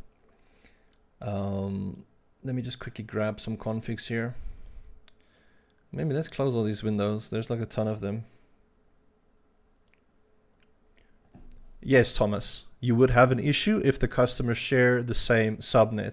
So what you would do in that situation is you would either do a NAT from their networks. So let's say customer 1, let's say CPE 1 for customer 1 and CPE 2 for customer 2 shared the same IP address. Then what you would do for them to get to the data center is you could apply a NAT. That's something that is unique, that neither of them would share, so that that NATed address would then go to your data center so that you could connect and get to the services there. And you could also use that NAT to get back into their networks. So that is definitely one way to do it. Actually, that's probably the best way to do that if the customers are sharing IP addresses and you are trying to deliver the same service, because it will happen. I mean, customers might want to use a specific IP. Maybe they're lazy. They just want to use 192.168.0.0/24. And you get 2 of those customers. Now you need to make a plan. You'd fix that with NAT. And I think I'll show you in the next stream how we can fix that. So I'll actually make a note of that. For the next stream, we will do that scenario and then fix it.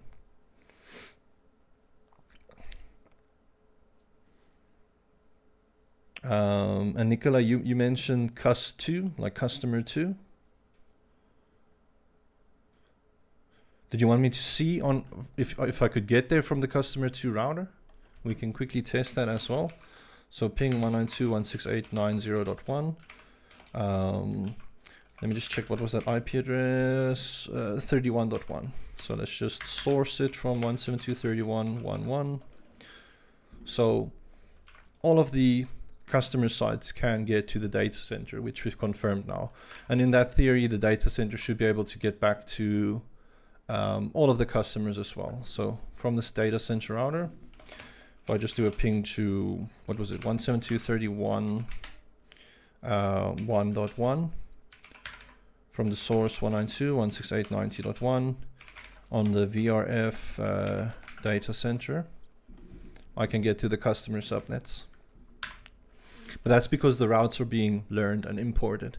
But like I said, in the next stream, I'll definitely show you guys, like if the customer shares an IP schema, how we can get around that to make things work. So that you don't have to inconvenience them. It's not like they need to change their IP. You can make it work. All right. Thanks, Thomas. Thanks for the questions. Thanks, Nicola. Can I ping between the customers? Okay, if you want me to do that quickly. Here's the customer 2 CPE. So there's a CPE 2 customer 2. So it's this CPE on the far right. Let's see if I can ping 1050.88.1. Let's try that. So ping.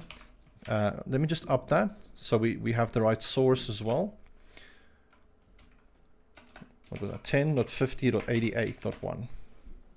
I can't ping that. But the reasoning for that is if I go onto PE2 and if I look at the customer 2 routes, it doesn't know about the routing for the customer 1's details. I'm only importing routes for our data center route. And it's the same on the PE1. That's why I can get to the data center range, but I can't get to between the VRFs, which is what we wanted to do. I think which is what you wanted to ask me in your message on Discord and probably to my email. I'll send you my email address on your Discord message, but it is on, I think it's on my YouTube channel. It's vandenbergj@thenetworkberg.com. So if you have any email, like things you want to send me, feel free to send me and we can chat. It's really, really fun to talk and engage. So thank you as well, Nicola. Also, I appreciate like all the coins you've been tossing my way. It's really nice having such a let's say long time supporter. It's I really appreciate it, man. So anyways, everybody, thank you so much. I enjoyed the stream as well. It was good to just be doing Mikrotik stuff again, and I will catch you guys in the next stream. Have a good evening. Bye bye.